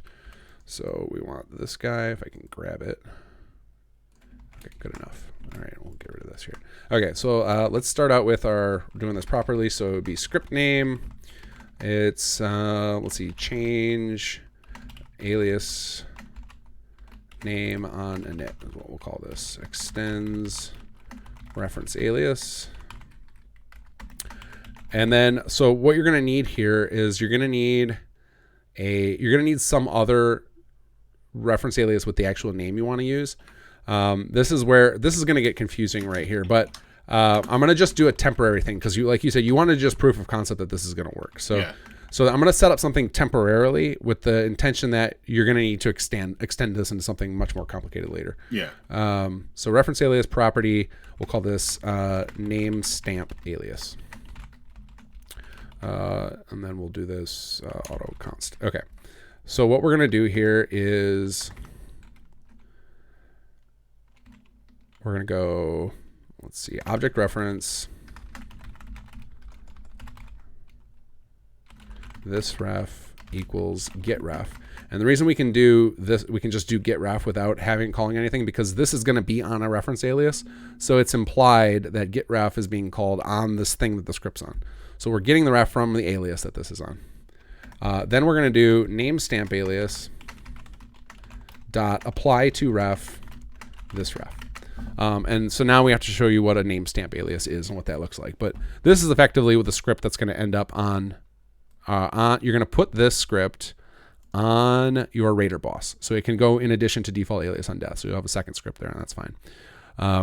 But what we'll end up doing in the future is this reference alias, name stamp alias will probably go away, and it will become like a quest or it might become it might even be easier to set this up as, because I don't know how deep you're going to go with this, but maybe another way to do it would be to set up an array property with a whole bunch of different names, and then you just randomly pick one. With like there's a utility.random int where you could grab a random index from it. Either way, this is just for proof of concept. This will work. So to set up our name stamp, so let's see, we determined we're going to uncheck stores text on this. You guys can just assume I added the text there. And we need to set up our name alias. Now, I'm going to just set it up on this quest. In reality, it would probably make more sense for you to set it up on some other quest. But what we're going to do here is we're going to take advantage of a little checkbox on aliases where you can apply all of the data that's on an alias to something else. So we're going to call this Smilin' Bob name. We're going to change it to specific reference. We're going to make it optional. We're going to put, let's see, clear name when removed. And then down in the bottom right-hand corner, can apply data to non-alias refs. And then we need our Smilin' Bob name. So we're going to actually create a message for this. So we'll go to miscellaneous message, and we'll create a new one. KG demo Smilin' Bob. And I can't remember if this uses the message text or the title. So I'm going to just put it in both because it won't hurt if it's in both. But I believe it uses the title for this. And then we'll just hit OK there. So we've got our message. And I'm actually going to, for the Smilin' Bob name, we have to do one more thing to this. But because I just created the message, it's not going to be available. But what we want to do is set up the display name to be Smilin' Bob. But that won't fill it out in this drop-down list until I hit OK and come back in. So come back in here.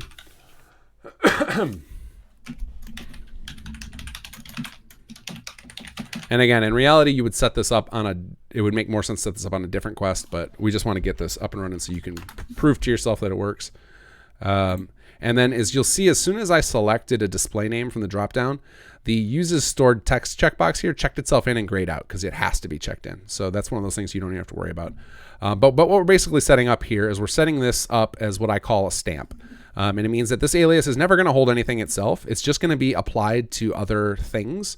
And the reason we can do that is because of this bottom right-hand checkbox, can apply data to non-aliased refs. And then you use this function called apply to ref. And basically you take anything you have set up on this alias can be like stamped onto somebody. So you could stamp a faction on them. You could stamp a keyword on them. You could stamp an AI package onto them.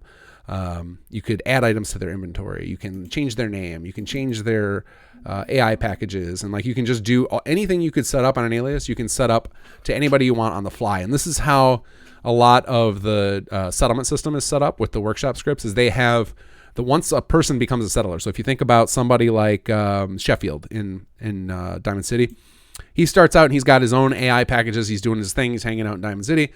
And then you recruit him and all of a sudden he wanders back to Diamond City. And the way they do that is with an alias stamp. They basically have all of the workshop stuff. So the workshop AI packages and the workshop factions are on an alias, and they just stamp this onto Sheffield. And now all of a sudden he decides to go wander to a settlement instead of hanging out in Diamond City. I did not know what that did. That's cool. So now we have Smilin' Bob name set up correctly. Now for the sake of this demo, because I think we're going to run into like a sequencing issue with aliases, I'm going to actually move this up to the top. It probably doesn't matter, but normally I would set this up on a whole separate quest and then it wouldn't even be an issue. But just to make sure this works, I'll do it that way. So then what we would do is when we set up this script we wrote here, this change alias on it, we would change our name stamp alias property. We would just tell that to point to Smilin' Bob name. So now in theory, what happens is Raider boss gets, so the quest is filling, and it's going to go fill in all these aliases one at a time. So it's going to fill in Raider location. Then it's going to go to Raider boss. It's going to search for that boss. It'll fill that, which will then trigger our little script here. And that script is going to say, okay, grab this reference, grab the whatever reference the game found a Raider boss, and apply the name Smilin' Bob to it. So then we need one more thing in our script. So now we need another reference alias. And we're going to call this Raider name text holder alias. And then we're going to go Raider name text holder alias dot force ref to this ref. So what we're doing here is we're taking another alias and we're going to make sure that our guy that we just renamed is also in that alias. And this Raider name text holder alias, when we set up that property, is going to be pointing to our Raider name text holder reference. So now our script will finish. It will have done all those things. Then it's going to fill out bounty clipboard. Then it's going to come down to Raider name text holder. It's going to see it's already filled because we forced it with this little script. Then Raider bounty note will fill. And theoretically, as long as you change the text of this Raider note, so instead of looking for alias Raider boss, if we tell it to instead look for Raider name text holder, in theory, this should work. So now this should theoretically grab whatever alias's name is in there. And since at the time, ignore all, hit OK here. Wow, there's a lot of stuff it doesn't like the spelling of. In theory now, the bounty note should have whatever name was there, which in our case should be Smiling Bob. So that should work. This is how I do for sim settlements for the startup wizard that we have. In order to get all of the settlement names to show up as a selectable item, I had to set up 128 of these. This nonsense so that it could dynamically grab the settlement location and then apply it to notes that we could pass around. So this is how I do that, and I think this will work. But yeah, as you I can see, definitely want to put this on another quest. I can just keep it on gunners too, and anything else. Yeah, and then you could just have a whole series of aliases, and you could also do something like write some other script. So if we let's see, let's open up another window so I don't lose this text here. What was it? Control was the zoom, Control plus. So we could have like some sort of alternate quest. So it would be like script name, naming quest, extends quest, and then like say something like an array of reference aliases, property name aliases, auto const, and then you would set up all your aliases on that quest, and then it would be, you'd write a function like let's see, function name me, and then we would send it an object reference as our parameter, some guy, and then we would do let's see, name aliases, and we want to grab a random alias out of here. So to do a random one, we need an index. So we need, let's see, I random index equals it's utility dot random int. Now indexes are zero based, which means that the first entry. So if this was like, say this was 128 different names, the first entry is going to be entry 0. The second one is entry 1. It's very confusing. It's how computer science is done. And then so the highest number is actually the length, the total number minus 1. So to do that, you would do name aliases that length minus 1. So now this will give us a random. So this right here, this little line will give us a random one of the name aliases, one of the indexes. So we can use that here. Oops. And then we do apply to ref some guy. And now basically, now you have this quest where you can call this quest dot name me and send it something, and it'll give it a random name in that pile. So then you could come something from the array. Right. So then instead of this, so then if we go back to our previous quest, instead of having a property of name stamp alias, we could have it a property of naming quest, and then because you can use as a property type, you can use the name of another script, and then that'll allow it so that it has access to all of the functions defined in that quest. So now we can do this. Instead of doing name stamp dot apply to ref, we can do naming quest dot name me and send it this ref. And now our setup here of our old script, just changing those two lines, and theoretically setting up this other quest with all those names. Now those same two lines just give it a random name instead of Smiling Bob. Cool. So So that's, I mean, there's a chance that I'm wrong on some of the order of the sequencing of how these come up, where it might be that you actually have to separate this out to 2 quests, where it's like the first one grabs the raider boss, renames them, then triggers the second quest to start. It's possible you have to do something that wonky, but I don't think so. Hope not. I'm barely grasping this one. Okay. I'm not a very good script writer. Well, if you followed along, I mean, you can literally, I can just, I can always watch this. Right. I'll just copy paste this into Discord, so you don't even have to lose it. So you don't have to do that, because what a pain. All right. So there's the potential naming quest, and if there's like errors in this, you can always message me on Discord later, and I can repair them. But that should do what you needed to do. All right. Did you have anything more on your list you wanted to tackle? Because otherwise, no, it's getting late. Why don't we get to? Let's get to Alpha Studio. Yeah, it's already been an hour and a half doing this. Okay. Well, I hope everybody learned a lot from this. I know I was trying to go a little slower. I've gotten commentary on my past streams that I was kind of buzzing by things without explaining it to people. Oh, this was your slow setting? That was my slow setting. Yeah. That was my slow setting. Crap. I mean, that's why I do Bethesda Mod School too, is like then I can take either smaller concepts and kind of stretch them out over an hour and a half. So like, because like, yeah, we could probably do an hour and a half detailed video just on one part of the naming, much less the random quest stuff we covered, because the naming is so unnecessarily complicated, but it is what it is. All right, so yeah, we use that phrase a lot with Creation Kit. Yeah, unnecessarily complicated. It is what it is. Yeah.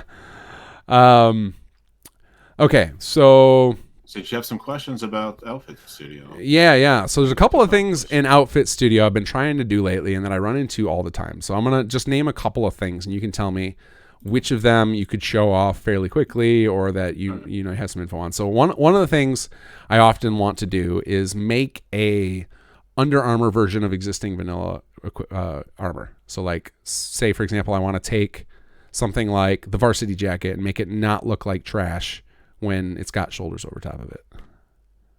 Okay. That was probably going to be just body sliders in Outfit Studio and trying to compress it. So it depends if on the ESP. Okay. File too. There's a couple ways you can do this. Have you noticed that when you put on fatigues in the game and then you put armor over fatigues, the armors grow in size, right? I did not notice that. Okay. You haven't noticed that? Say your character is wearing a torso combat armor over the vault suit, and then you just switch it out with the fatigues. You'll notice that the armor grows in size to wrap around the fatigues. Have you not seen that? No. Is that set up at the fatigue level, or is that set up on the? Set up at the plugin level. Interesting. Okay, and, so yeah, I have no idea. I had no idea about that, but that's probably be a lot easier to see and manipulate in F4SE. But if you have bulky Under Armour, that's what that does. There's bone data that you put in the armor add-on. Okay. And it goes with specific bones that you see in Outfit Studio. As you click down the outfit, you go, this is the back skin or the belly skin. Okay. And there's some numbers associated with each one. I have no idea what the frickin' numbers do, to be honest. What I do is I will say like the uniform fatigues for my guards and my sheriff's mod are wearing leather coats. Okay. But I want them to work as Under Armour too. And so what I would do is I'd find something in the game that is kind of bulky like the leather coat, but is also used as Under Armour. And in this case, it was for me the Raider long johns. Okay. And I basically just dragged and dropped those bone weights over to my entry, and it looks pretty nice. I mean, I was just sourcing the vanilla numbers already because each bone is assigned 3 numbers. I can only assume that they're like inflation numbers for X, Y, and Z axis at that bone. Okay. Can you show us what that looks like? Because I've never even seen these numbers you're talking about. So the only thing I've done 2 things successfully in Outfit Studio to date. One is use the like molding tools to just kind of stretch and expand or shrink the chunks of the mesh. Like I've done that, and then I've like mashed, where I've just like taken multiple objects, put them all in the same NIF and re-exported it. And that's about as extensive as I've done in Outfit Studio.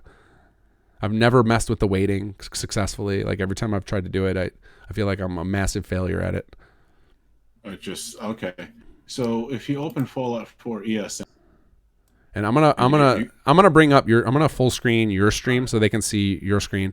If you guys want a higher resolution for this, you might want to grab the link from my description to go to Monkey's channel because because this is pretty small font on my screen. Yeah, well, and I'm restreaming this. It's gonna look probably extra bad, but at least this will be in sync with you talking is what I'm hoping, rather than them watching me fumble around in Outfit Studio not knowing what I'm doing.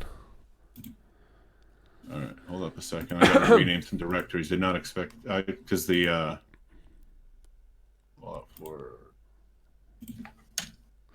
so this is stuff. So you're doing stuff in Xedit as opposed to doing stuff in Outfit Studio, or is it both that you do this type of thing? I do this in Xedit and Outfit Studio, depending on the application. I may need to. Damn it! It's not letting me rename the directory. Creation kit's open. No wonder. Depending on what you need to do, because Outfit Studio is great for warping meshes and everything, but you're not going to get meshes warped in Xedit. That's just for basic plugin manipulation. Right. And this is. Damn. Are you getting that beep too? You hearing that? No, I don't hear any beeps. Okay, good. I'm getting a lot of freaking errors that are saying, this file is open in another window. Let me get that. I'm trying to get FO4 edit open. Oh, no problem. Some proper records so you guys can see it. I don't think it's going to work, so let me just use the Fallout 4 version.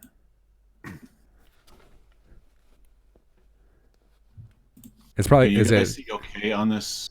This is a really small font, and yeah, it's pretty tough to see. But I think if you're talking through it while you're showing it, even if we can't see the text, I think it'll help to get an idea of what you're trying to do here. But yeah, the font is pretty damn tiny. Son of, this sucks. All right, so let's find some. I'm scrolling down trying to find the Unifiques. Right here, close Desdemona. That's one of them. Okay. And that's is that an armor add-on or armor record Yeah, I made the mistake. This is the armor add-on records. Okay, so we're messing with armor add-on records to do this, or are we doing the armor? Armor add-on records is where this bone data is stored. Okay. I'm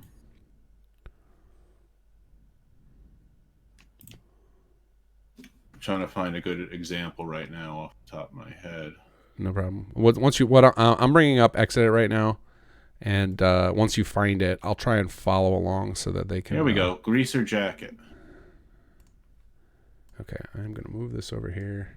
The AA clothes greaser jacket. Got it. Okay, let me see if maybe they can see it a little better on my screen. Do we have? I believe we were they added support to increase the font size in Xedit in one of the recent versions, didn't they?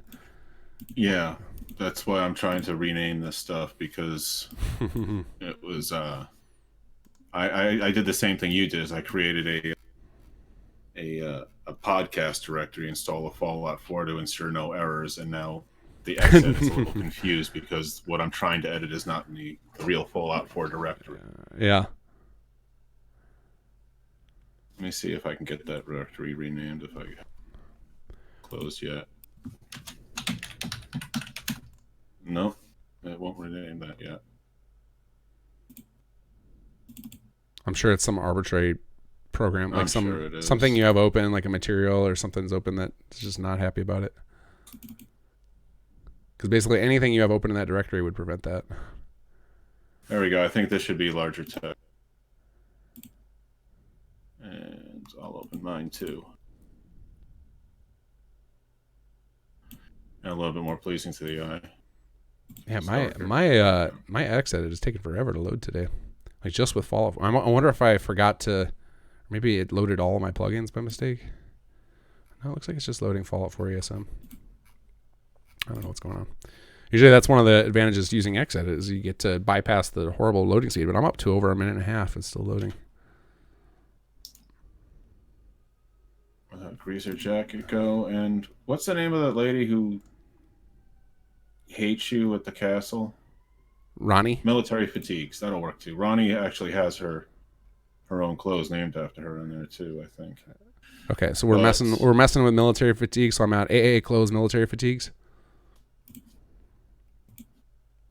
Lord, now it's not letting the tip menu go away. Yeah, that's because it's still loading references, so it has to build all the cross references. Jesus, that's what I just had happen. But yeah, we're going military fatigues and the greaser jacket. Okay. Do you have my stuff on the podcast? No, I switched over to my screen because I think I can make it a little easier for people to see. Because I'm not restreaming, so it should be a little better to see. Let me see if I can bump up the font size. Yeah, you're scrolling down to the right spot. Okay, and cool. those are the values right there.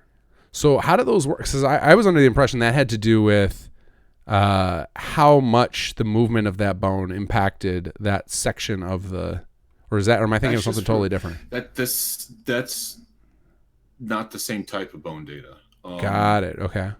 This is for inflation values, and right there, that is the bones that you see listed there are to assign that inflation value, quote unquote. I don't even know if that's what it's called. Right. To that bone, to that area of the outfit. But it only does it to other items. It's not this one. Is that accurate? It only does it to items that you put on top of this, that you equip with this outfit. Interesting. I wonder what Bethesda does because I imagine that it would be pretty awful to have to do this by the numbers. Oh, it's something in 3DS. You can do this in 3DS and import the data directly into CK. It's just okay. Above my pay grade. Right. So that sounds like I'm going to put that on the list to research. I hijack those, and for say the Diamond City Guard uniform fatigues, mm-hmm. they use Desdemona's pants. Okay. But they use the either the greaser jacket or the road leathers from the Raiders, the tops. So I will just drag and drop those over, and all the lower bones from Desdemona's and all the upper bones from the greaser jacket or the road leathers. I think it's the road leathers, and assemble my own sort of profile for how much that armor will inflate when wrapped around that Under Armour. Interesting. So this seems like this is one of those things where there's a whole mod here that no one's bothered to make because it would be a lot of work. Because I know that there's versions like I think AWKCR even does this, allows everything to be used as Under Armour, but it looks terrible because nobody has bothered to figure out all these bone values. But like this would be a huge mod. I think people would be all about this if somebody took the time and figured it out. Too. Right, but that's why I'm thinking it work out if you know how to do but I do not. Right, that's why I'm here calling them inflation value. I'm sure. Right. Well, I'm putting it on my list of things to research to see if we can find a workflow from 3DS because. And I mean, if you send me what was the outfit you were looking to put him under, the high school jacket? Yeah, I was trying to turn the high school jacket into Under Armour. I'd copy the leg values from the the greaser jacket or the legs actually on that are already Under Armour. So that's one of those weird outfits. Just copy the values from the uniform fatigues to start with. All right, I'll try that. Just the upper values because the legs seem to be fine. I mean, because if you open the vanilla outfit in Outfit Studio and you go to the bones tab, it'll list those very same bones so you can see what areas correspond to what on the body. Gotcha. Okay. So using the combination of the two, you can kind of fumble your way through this. Yeah, you get better. A little bit goes a long way on these numbers too. Yeah. Because I remember, setting 1 to 1 sometime or something like that for the torso, and it stuck out like Dolly Parton was wearing. Right. Well, I'm guessing that these are percentages, right? So it's going to be I would assume so. Pump it up by 25% on the x-axis or something. I don't even know if that's what these are axes. Right. I mean, usually when you see that's what you'd assume, right? You see 3 values and numbers, you're going to assume that's XYZ. But this seems like if we can, if we can come up with a workflow from 3DS, this could be somebody could take this on as a project and make a instant Hot Files mod. This would be everybody would want this. I think I might have even seen a workflow somewhere over a year ago, way before I knew anything really about modding, Yeah. about how to do it. Uh, Because you would you store the values. You say you would have the armor as it is in its normal form, and you store all those values as 0, right. and then you load up the under armor, and then you stretch that armor around it, and it keeps track of the displacement of all these armors along those axes, and stores those somehow as values, the differences. Right. Okay. And Yeah. then There's. you upload those. Okay. Well, I'm gonna put this on my list as a potential tutorial for mod school because this seems like it would be super useful. I would love to. I would kill for a set of all that data to just have a copy of Somebody all out of these. there has to know how this works. Yeah. Exactly. It's But just, like having. I mean, how to knows how it works set in stone solidly. I just know this corresponds, and a little bit on the numbers goes a long way. I kind of reconstruct monkey, see what monkey do type of Pun intended on the name. Okay, cool. So that's that. So that's still in Under Armour. So then I guess another big one, and I've asked you about this a bunch of times. Is we do a lot for Sim Settlement stuff when we're doing quest work and characters, especially for Conqueror stuff. Is we tend to do a lot of outfit mashups because it's just the amount of work that goes into a fresh outfit from scratch is so high that it's just not worth it for our artists generally. Yeah. So we do a lot of mashups, and there are certain issues that come up with mashups. Two of them in particular, I think we run into all the time. One of them, I think I've got my head wrapped around. You've shown me, and that's the fact that for a lot of outfits, especially if they're like short sleeve or have like alphaed out, hole in the pants, there's actually a copy of a character model, like a skin, included, so that way skin can show through. Yeah. And that often can result in clipping, where like you just see like random chunks of flesh through the clothing. That's one issue, and I think part of you showing me that is that you can actually just delete pieces of the flesh where it doesn't need to be seen. So that one's easy. When you got to think of it this way. Maybe this will help your viewers. When your character wears an outfit in the game, it's not actually putting the outfit over your character's body. It is putting your character's head and hands on the outfit. Right. And so basically substitution is going on, unless you tell it otherwise. You can tell it to put it over the body, but then you get the clipping that you saw, and also you don't see the body. And some of these, the booby bodies are like 50,000 verts or something like that. Insane. And you're not seeing any of that, so you can delete that all. You can't see through the clothes, so don't only have one layer of mesh covering any given area to prevent clipping. Right. You don't need anything more. You keep the polys reduced, because these are all sub-index polys too. The game has to do a lot of extra math on the side when you move these meshes according, on a skeleton or something, as opposed to a static, like a Deathclaw statue or something like that, which is a lot easier to render versus a moving Deathclaw. Right. So having, like, when we start doing outfit mashups, if you don't go through and remove those extra layers, you're actually making the game perform terribly.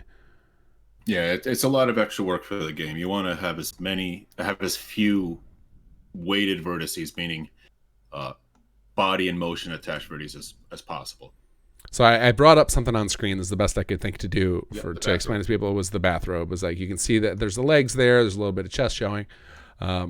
And that was let me see. Can you do that with preview? No, that doesn't have a preview option. I was trying to figure out how to expand this preview window, but I can't. So unfortunately, that's as big as you guys get on you can drag and drop it into Outfit Studio too, and go to a wireframe view or something. I don't have Outfit Studio on this computer, and I don't want to install it right now. So mostly because I'm worried it's gonna like pop open a CBBE model or something. You can drag and drop NIFs. Yeah, I know. I'm just not gonna install it right now. But you'll notice that there's only as much leg as needed under that bathrobe.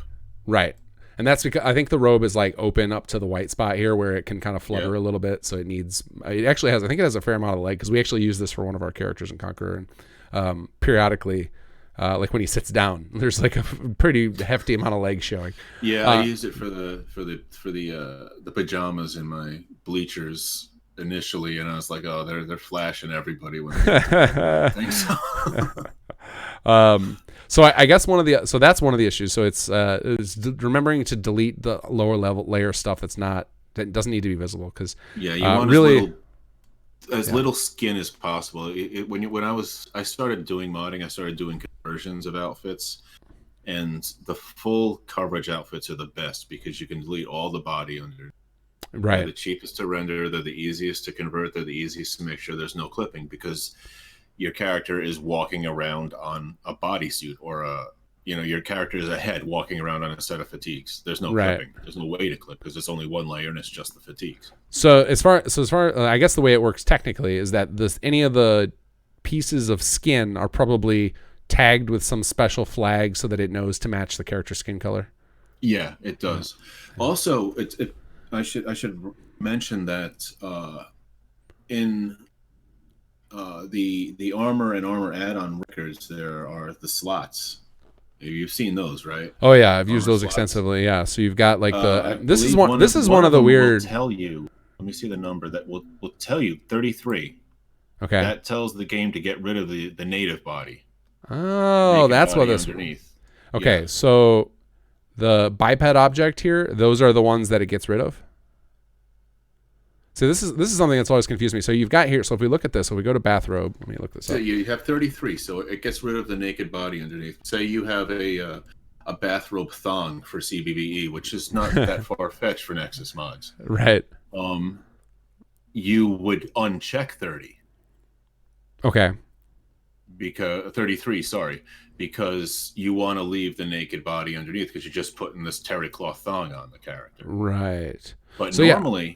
It's all fatigues. You're doing a mashup. You have a collar. You got the boots. You got the whole 9 yards covering the character. So check that 33 body slot, and it will remove the naked body. Gotcha. So this is be that head. So I'm pretty sure in this case you're talking about on the armor record. What I've been curious about with those are in both. I don't know which overrides. I don't know which takes priority. I just I just have parity between. Well, the only reason I think it must be the armor record is because if you look at the armor add-on, it has Pip-Boy checked in as if it would remove that, and it doesn't. So like most clothes most of the AA records have Pip-Boy checked in, but if you equip them as the player, they don't lose their Pip-Boy. It doesn't get replaced. So I think it must be because I know the armor slot, whatever's checked in here, it makes it so that only like that slot is filled and can't have anything else in it. So like this is one way you can force items to be stackable, is to remove some of the slots they use. So for example, you could change, like we could take this bathrobe and change it to Under Armour. There's mods out there that make everything capable of being Under Armour. All they've done is on the armor record, they select the U records for the torso and arms and legs. So right. The U torso would be a tight T-shirt, but the A torso would be the armor that goes on the torso. Right. So torso and armor torso. What I've been curious about is what the hell do the ones on the armor add-on do? Because it has the same lists of things. Yeah, but I don't. And it seems to make parity between the two records usually. Okay. Like I have no idea, so I make them both correct. Gotcha. So yeah, I'm not really sure how this part works. No one's ever been able to explain it to me. But yeah, this is might be a question for Gambit 77. Okay, like what the different, like what does this do on the A records versus what does it do on the armor records? Because it's clearly different. You can see that on any outfit, there's different things checked in on each. It's very rarely that they're identical between the, at least from Bethesda stuff. I mean, you said you do parody, but looking at it from Bethesda stuff, it's never parody, or that very rarely. Surprise me. I'm never surprised by Beth. All right, I'm gonna put that on my list of like things to research, because I hate leaving these. I hate bringing up these questions, especially in front of an audience, and being like, I have no idea how this works, and then never being able to solve it. Like I would like to come back someday and be like, okay, I know exactly how this works and why this is this way. Because sometimes learning that type of thing like opens up all sorts of new doors for new things you can do in mods, where it's like, oh, okay, I understand how that works, and then that like just unlocks new things you can try. Like that's a lot of the features that have been added to Sim Settlements over the past couple of years have just been because I just do stuff like this. Like I just get obsessed about something, and then I learn how it works, and then it's like, wait, okay, I could use this for this, and this, and this, and then we get new features. Yeah, you gotta make each resource scream and give everything it has, every little trick you learn. I mean, as evidenced by all the glow maps and FX motion in the greenhouse that I made. Yeah, your stuff is nuts. Like the miles, like the the greenhouse, the Nuka-Cola lighting, the unicorn farts and god rays, like it's like miles above what everybody else is doing in workshop items. Like it looks so sci-fi by comparison, like with the amount of extra little bells and whistles you've done. Yeah, this gets feature. I mean, it gets feature creep, but eventually I put a cork on it. A lot of people give me crap and stuff. Thank you, demanding. But, for how long my mods take, but eventually I try to put a cork on. I'm learning to make smaller mods. I say as I keep working on the sheriff's department and working. All right, I got one last one that I would love you to show us in Outfit Studio, and this is something you've tried to explain to me. You've tried to explain it to me. I think we did a live stream where you showed me on your computer, and it just didn't click yet. And I'm thinking maybe it will if I have it on record and I can always watch it anytime. Is doing, and you have told me this is very complicated, but I know a lot of people have tried this, and that's armor mashups with solid meshes. So like, say I want a grenade on my belt, like that is something very difficult to do. I know you are one of the few people who knows how to do it and do it well. Can you show us how to do something like that? Could you like take an outfit, any outfit, and like make a grenade, a clip to the belt where it looks good? Because one of the problems most of us will find when we do this is we'll end up with massive warping. The grenade will like stretch and look all awkward. Oh, you want some proper weighting instructions? Yes, weighting instructions. Or it will either that or it'll float in a weird location. Like there's so many ways to do this incorrect. And I see a lot of people come to the Sim Settlements mod server and are like, I want to do, custom outfits by mashing things up. And they always run into the problem of like, I can't get this solid item to look correctly. And I don't know how to help them because I always screw it up myself. All right, let me load up the right skeleton in my Outfit Studio. Okay.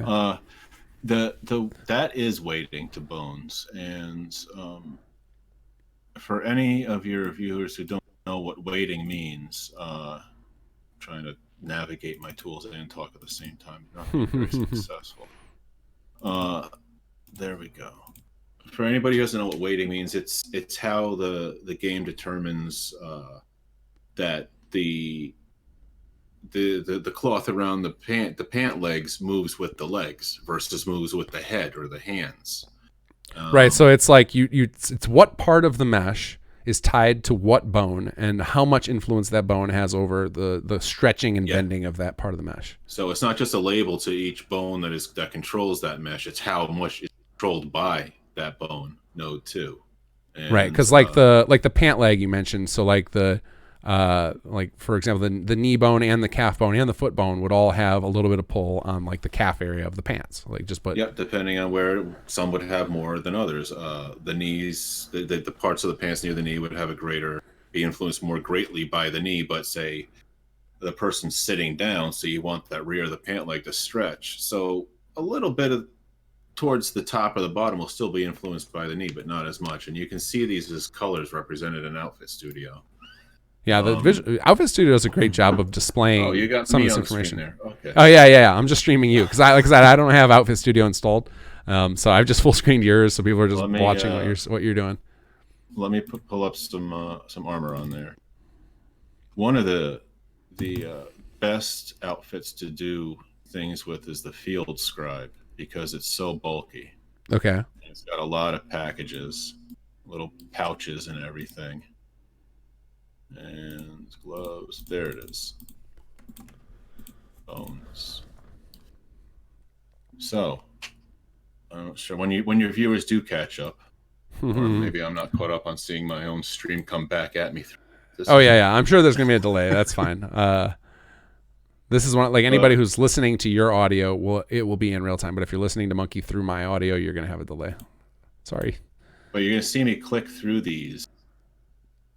And I'm opening the Field Scribe here, and I'm going to settle on the Spine 1 rear skin. Okay. And Spine 2 rear skin. But yeah, we can see one of them right now. You've got like the belly skin clicked, and you can see like all those colors that's coming out. Yeah. Those are represented. Those are like kind of heat maps, just like the weather radar. Okay. The more red it is, the more of that particular vertex is controlled by the bone that's highlighted. Okay. So makes sense. I'm settling here, right? I'm talking right here. You eventually will catch up. I'm seeing Spine 1 rear skin. Yes. And you'll see there's some lighter green, and then there's some darker blue as part of the pouches. The lighter green on the coat fades into a sort of blue. Okay. And that means that those meshes are not equally influenced by that. Those particular vertices are not equally influenced by spine one rear skin. Okay. Parts of those vertices will move more with spine one rear skin than other parts of that mesh. So you will get warpage. They're being pulled unevenly. Got it. Does that make sense? Yeah. Okay, now look at the pouches on the back there, though. They're all They're all one teal. solid color. Yeah. That is how you avoid the warpage, because all of that bag, every last Gotcha. vertex on that bag is the same color, So and they when will that all be bone pulled. moves, yeah, Yep, I gotcha. They'll they move will the all be exact same pulled with amount. spine one rear skin and spine two rear skin. We'll find a happy medium, and it will all be pulled in that way without warping. You can see the rope there at the bottom is the same way. It's solid color underneath the when it catches up again. And it doesn't actually matter what color it is, right? As long as it's all identical, then It that'll all doesn't. get Well, warped the exact I same mean, amount. as far as where you want it to isolate, it matters what bones you assign it to. But Right. the key to getting it not warped is having it all one solid color. Interesting. So Okay, yeah, that simplifies that a lot. and I find that what's really simple or much easier to do is use something like the this has been the basis for this scribe outfit has been the basis for a lot of outfits and a lot of backpacks. Right. You got the mailman's messenger bag too, is a great weighting source. Okay. Um, what else is there? Sturgis's outfit and Tinker Tom's outfit. Yeah, they got like little tools on the belt. Yeah. Okay. Did you know that?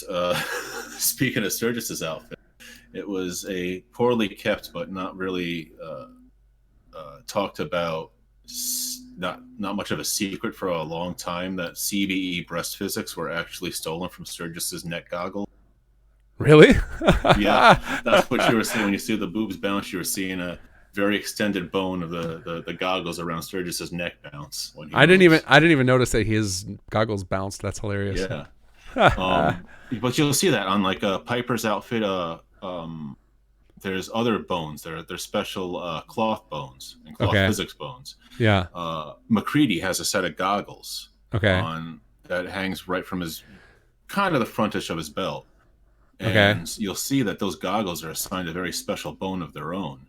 Interesting. And like binoculars cloth or something like that. I don't know what the bone is called, Okay. but say you have an outfit and the person has some steampunky thing hanging Yeah. from the belt in that same location. You can hijack that bone from McCready's outfit and give that item the same motion. So it kind of, because if you notice, if you do this stuff for a while in Outfit Studio, you watch characters' motions and how the outfits move, and you look for clues, because the cloth physics are.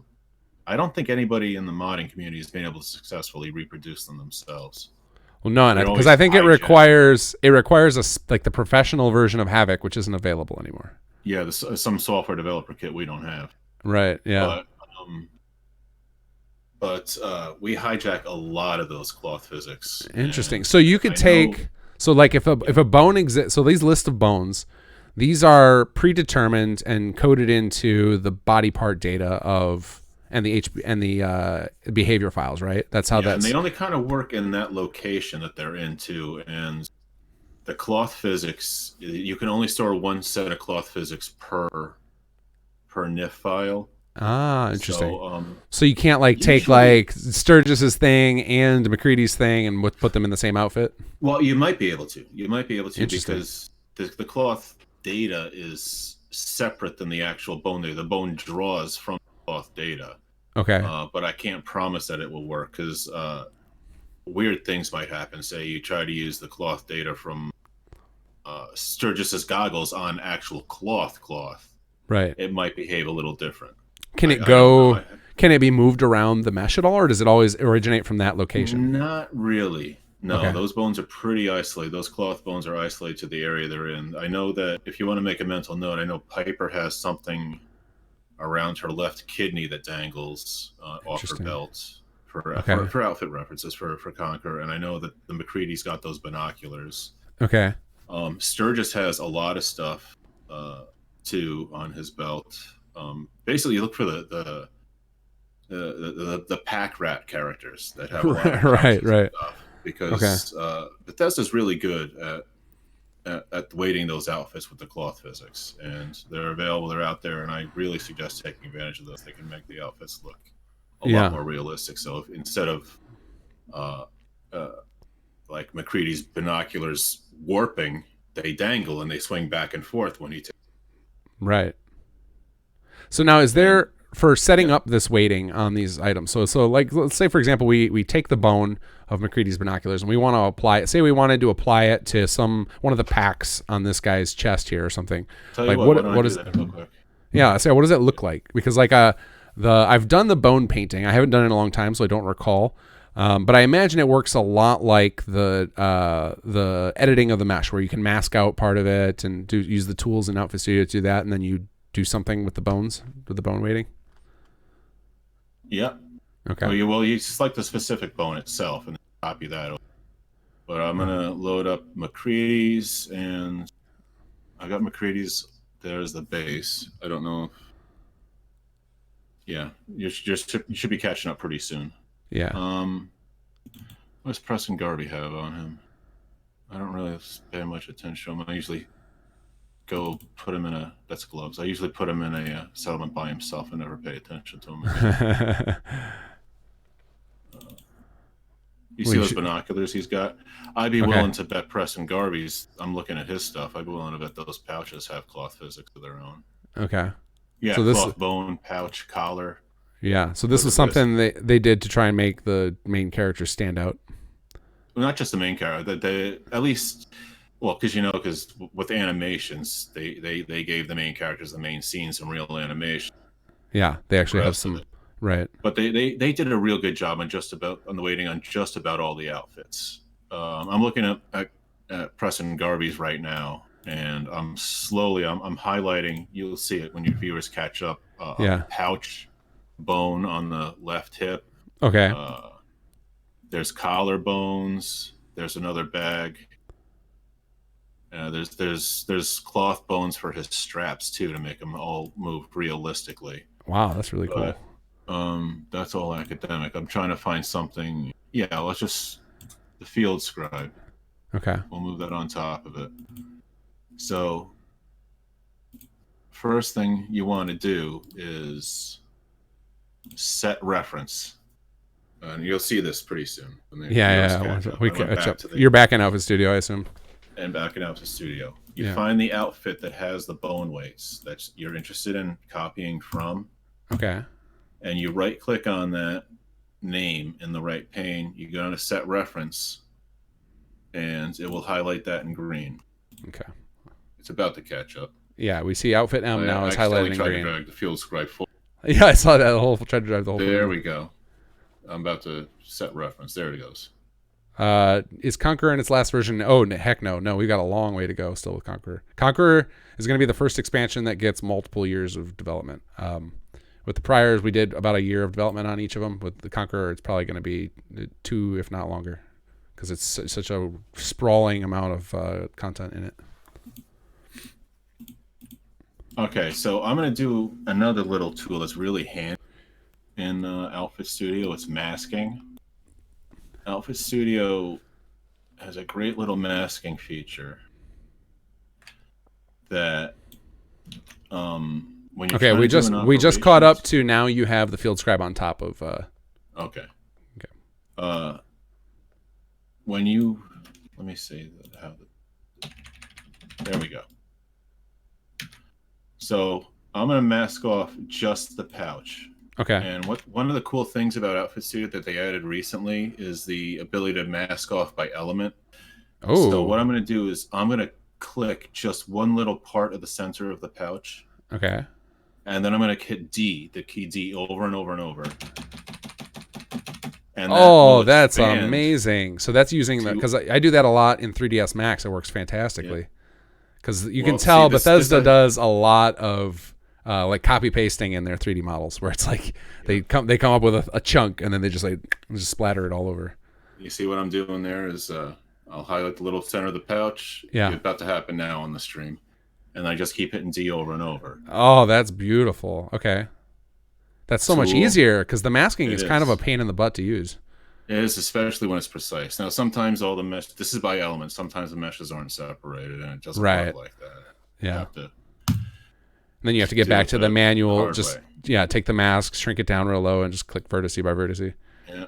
Yeah. So then you reverse that mask. You invert the mask. Okay, this is one of those things where I think Outfit Studio needs to reverse this. Like, this is so unintuitive, and like it feels like you know what I mean. Like, it seems to me like you always want it inverted. So like I don't understand why this isn't the default behavior. But anyway, that's just me pissing in mode. Yeah, it's like the creation kit. Every way it works, it's just not intuitive. But eventually you get used to it. But what I'm about to do is I'm about to copy all those bone weights over, and I don't want the rest of the outfit to pick up those binocular weights. I want just that little pouch to dangle around, as you requested. So I mask off everything that I don't want to pick up the weights, and it's now dark. So I have just McCready's outfit, which is my source of weight. Okay. And on the field scribe, which is going to pick up the weight, I have just that little pouch highlighted. So only that pouch is going to pick up is going to be affected by the next operation I'm about to do. Okay. And so what I do is I highlight the outfit M, the green one again. I go bones, and I scroll down. You'll see McCready has a ton of cloth bones. A lot of them are coat, so the coat dangles and flows when he walks. Yeah, which that's great too. That's another thing that I use a lot of. Yeah, that's a really cool looking effect. They got that on quite a few models. But while we're waiting for the thing to catch up, because you were way ahead of us talking, somebody just super chatted. Logan's Vlogs. Thank you very much. Really, really appreciate it. He super chatted nice donation, which, by the way, anybody who donates anything to any of my sources, whether you send me money on PayPal or Patreon or through YouTube, all of it ends up going right back into the development of the mod. We just use it toward buying assets or prizes for our contests, stuff like that. Like I have a job, funds my life, so I rather would take all of this money you guys are donating and put it back toward the thing you guys are using. So thank you, Logan's Vlogs, really appreciate it. I hear you guys strippers. Well, we gotta have strippers for the launch parties, of course. All right, so what I've got going on is I just highlighted all those different the bones that you saw. Okay. But I have the one that the binoculars are, bone pouch 03. And you can see that because it highlights red when you select it. Yep. Yeah. Cool. That's the only one that's highlighted. So I go back to mesh tab. Okay. This is like so like it's so like crazy deep how much stuff is going on right here that I had no idea you could do. The surface of Outfit Studio. The sliders are an amazing tool too if you really know how to use them. There's a lot of users who know a lot more about Outfit Studio than I do. Oh, man. But I don't really use it for boobs anymore, even though I've got started on modding. So you want to do copy selected weights. Okay. You right click on the field scribe. It's about to catch up. You go back up to the meshes tab. You highlight the field scribe uniform because that's the source. Copy selected weights. You make sure that one bone was selected. Wait. I thought the weights are coming from McCready's, right? Yeah, they're coming from McCready's. Okay, because that's why it's because it's green. Got it. That's the source. The green one is the source. Okay. So I want to copy the selected weights, and almost all the time the default settings that it's about to catch up to are good. And I don't really, maybe we should do the radius a little bit more because of the pouch, the rear of the pouch is off from the binoculars, but it'll tell us if always didn't copy over. Okay, cool. And then you click OK, and you don't see anything yet, but look at that. When I go back, it's going to show me copying them, but then I'm going to stop, and you'll see that this outfit is now weighted. That pouch is weighted the same as these binoculars. I increased the radius a little bit there. Okay. It's catching up to me where I was like 20 seconds. I got to come up with a better way to do this. Of like when but I see it's all red there. Yeah, well, we'll come up. I'll get this perfected eventually. We'll come up with a better way. Because it's always awkward with this. Is just like the same thing that happens when we're doing like team meetings over Discord. It'll be one of us is trying to demo something to the team and showing it, and the voice comes through instantly, and then like we're waiting for the stream to catch up. Okay, so now that's what it seems. So now technically, if we obviously you would gut all of the McCready stuff out of here, but if we exported this NIF, then that pouch would bounce around just like those binoculars would. I think I lost you there, Monkey. I lost your voice.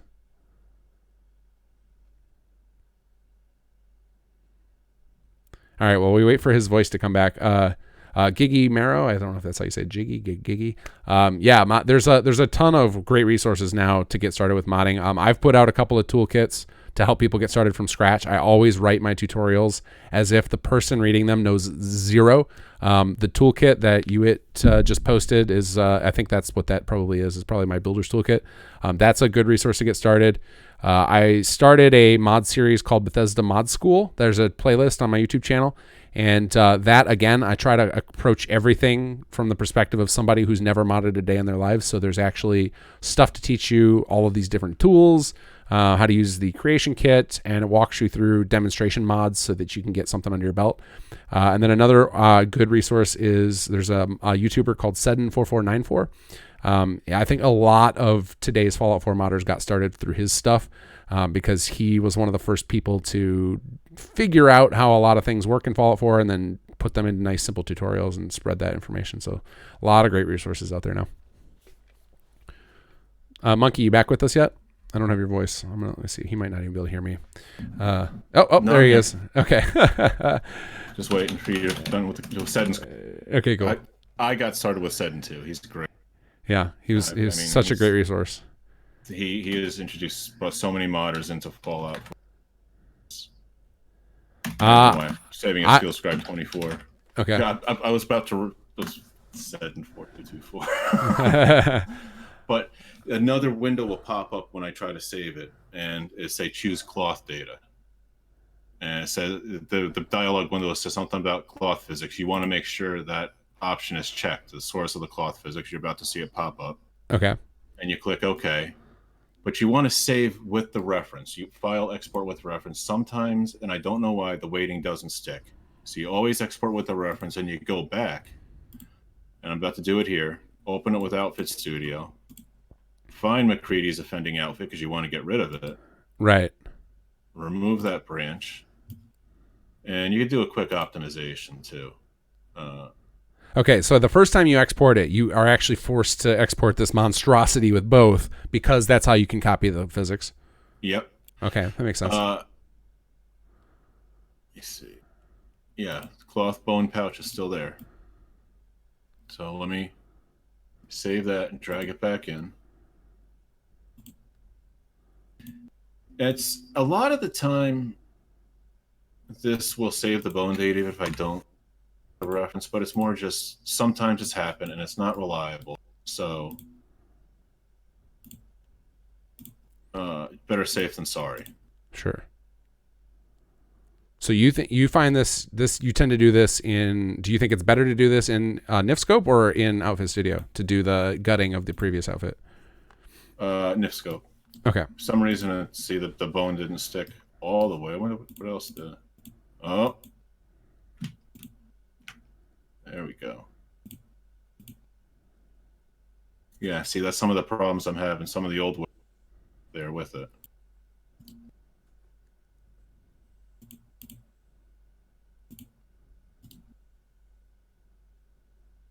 See, it's only green. Yeah. Oh, and it needed to be red. Still some other weights influencing it. Right. Gotcha. So you need to remove those other things from affecting it. Okay. And then you can probably do the same thing you did before with the element select and stuff like that. I'm about to do right now. Just to show you how to strip the bone from Okay, cool. that. This is going to be really useful of knowing how to remove weighting. Yeah. Very cool. While he's doing this and we're waiting for the video to catch up, Logan, you said, is this the first game you've been modding? No, I've been modding different games since I was a teenager, so very, very, very long time. So I definitely came into this with some experience. I'm also a professional programmer, so I was able to use that knowledge to get started with Papyrus. But this is the first game I've ever modded at the scale that I've done with Sim Settlements. Like I've. I'm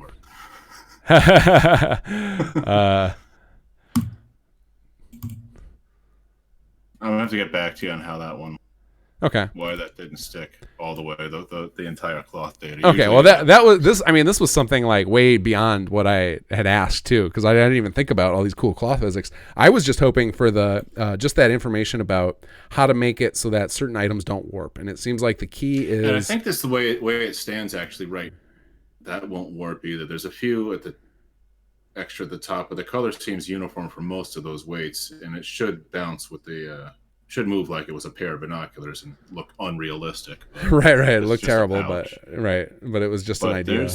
There's a lot of bone weights out there, and a lot of cloth physics. You just pay attention when the NPCs and the vanilla outfits, especially the bulky ones or the main NPC, little touches that some really, really good outfit makers at Bethesda made. I mean, when you think of the amount of detail in these outfits for as few polys as they are, they did a really good job. I mean, it's one of the few. I shouldn't really say that about Beth, but it's one of the areas that Fallout 4 shines. I think is everything they got out of designing these outfits and the realism for such small space that they took up, and how highly efficient these and reduced these polys are. Well, and you can see that the amount of depth they've actually pulled off when you look at some of the big outfit pack mods that have been done, all just with mashups and stuff. Like even like the initial launch, I know you make fun of this because you've been involved with it, but like the Raider overhaul, like the amount they were able to do in the initial release, like just doing mashups without adding custom meshes. There's just so much. There's so much to play with. Max did the original release of Mad Max. Forget the number after the name, did the original release, and he's another good guy at stretching every little bit of resources. He did the entire all of Raider Overhaul, the original one. All the retextures were done in GIMP. Wow. Yeah, even that street sign Raider armor that everybody fell in love with. That's my favorite. Love that stuff. I mean, he's very talented and making very little resources stretch very far and make it turning into a quality mod. Yeah, even if you don't use mashups or Outfit Studio or anything crazy like that, even just doing like palette indexing and material swaps and just recombining different armor pieces that are available in vanilla without any NIF editing, I've been able to create some really good combinations of outfits that I haven't even seen in the vanilla game. I think that's how I got started in. I'm not even going to call it a real mod. My first non-conversion mod were outfit mashups, and you get a good feel. You just dump all the outfits you want to combine in Outfit Studio, and you start virtual stitching them together. Yeah. And especially if they're all weighted to the same skeleton, if they're all original vanilla outfits, you don't even have to bother with the weighting. They're all going to move the same anyway. Right. Yeah. The weighting is one of those. It's super complicated to get right, and I think if I ever get a chance to have a chat with who's the creator of this? Is it Anoctium that run? No, not Anoctium. No, I don't know how to pronounce it. Osnias. Thank you. I knew it was another one of those ones. A lot of verbs vowels in it. The Onisius would be to like reverse the masking thing. Like make it by default. It should just be like whatever I click on, that's the thing I want to operate on, not vice versa. Because that would make this a whole lot more intuitive for the majority. He's done a lot of good work with Outfit Studio, I think, and it's hard. It's very challenging to get into because I've even gone to their wiki and looked through the documentation, and it's mostly about documenting hotkeys and ideas of things, but there's very little in the way of here's an example of a workflow. Like there's very little tutorial, so you have to rely on tutorials third parties have put together, which are hit or miss, and the YouTube ones are pretty old these days too. Yeah. We could definitely use an updated like batch of tutorials, but and it's something that I would like to tackle, but I don't have nearly the experience necessary to get all that information. So I'm pretty reliant on picking brains like yours to try and get the information to try and turn it into a useful tutorial. But that is even a challenge in itself because I don't fully understand it still. But hopefully we'll eventually get to a point where we've got all that information out there, especially if. Although it'll be funny. Like one of the things that's always driven me to keep making all these tutorials and stuff is Bethesda does not make massive sweeping changes between game engines. So I know that any of this information I'm putting out there will be useful for 10, 15 years because it'll probably be good in their next game. But now that I've seen a few tweaks, it'll be good. Yeah. Right. But some of the stuff they've been showing off for, like the little bit they've shown off for Elder Scrolls 6 looks so dramatically different.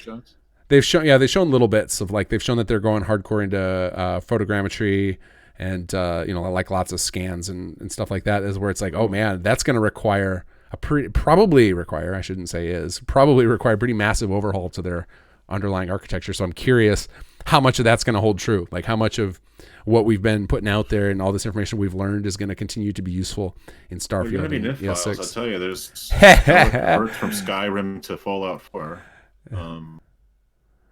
I mean, I don't know. We're all gonna have to adjust like we always do, and there's gonna be right then. Yeah. We'll adjust. Eventually, it'll settle down, and I mean, just the graphics difference between Skyrim and Fallout 4 is immense too. They introduced real specular, well, not real specular, but a lot better specular. Right. Yeah. The improvements from Skyrim and Fallout 4 are pretty ridiculous. Yeah, like people have asked me, like, will you go back and yeah, I think it does. Well, people have asked me, like, will you go back and add some stuff like this to Skyrim? I was like, I don't think I can go back to Skyrim. Like, I've done modding Skyrim. Like, it's too hard to go backward once you've tasted the good life.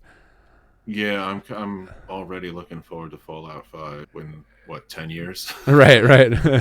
They need to let everyone forget about the launch of 76 before they can put anything else out with the Fallout name on it. Yeah, they're still licking their wounds from that. Yeah. All right, man. Well, I know it's very late now for you. Thank you so much for taking the time. Because Outfit Studio, I think Outfit Studio and Outfit Mashups is one of those things where this is such an awesome spot for people to start if they want to get into modding. Because I think outfit mods and weapon mods are like two of the biggest categories where you can get a lot of traction real easily, which is inspiring. We'll show you guys a little bit. I'll leave them with the right field. Okay. Coming up from the next installment of Sheriff's. I'm about to minimize when they'll see my. Okay, nice.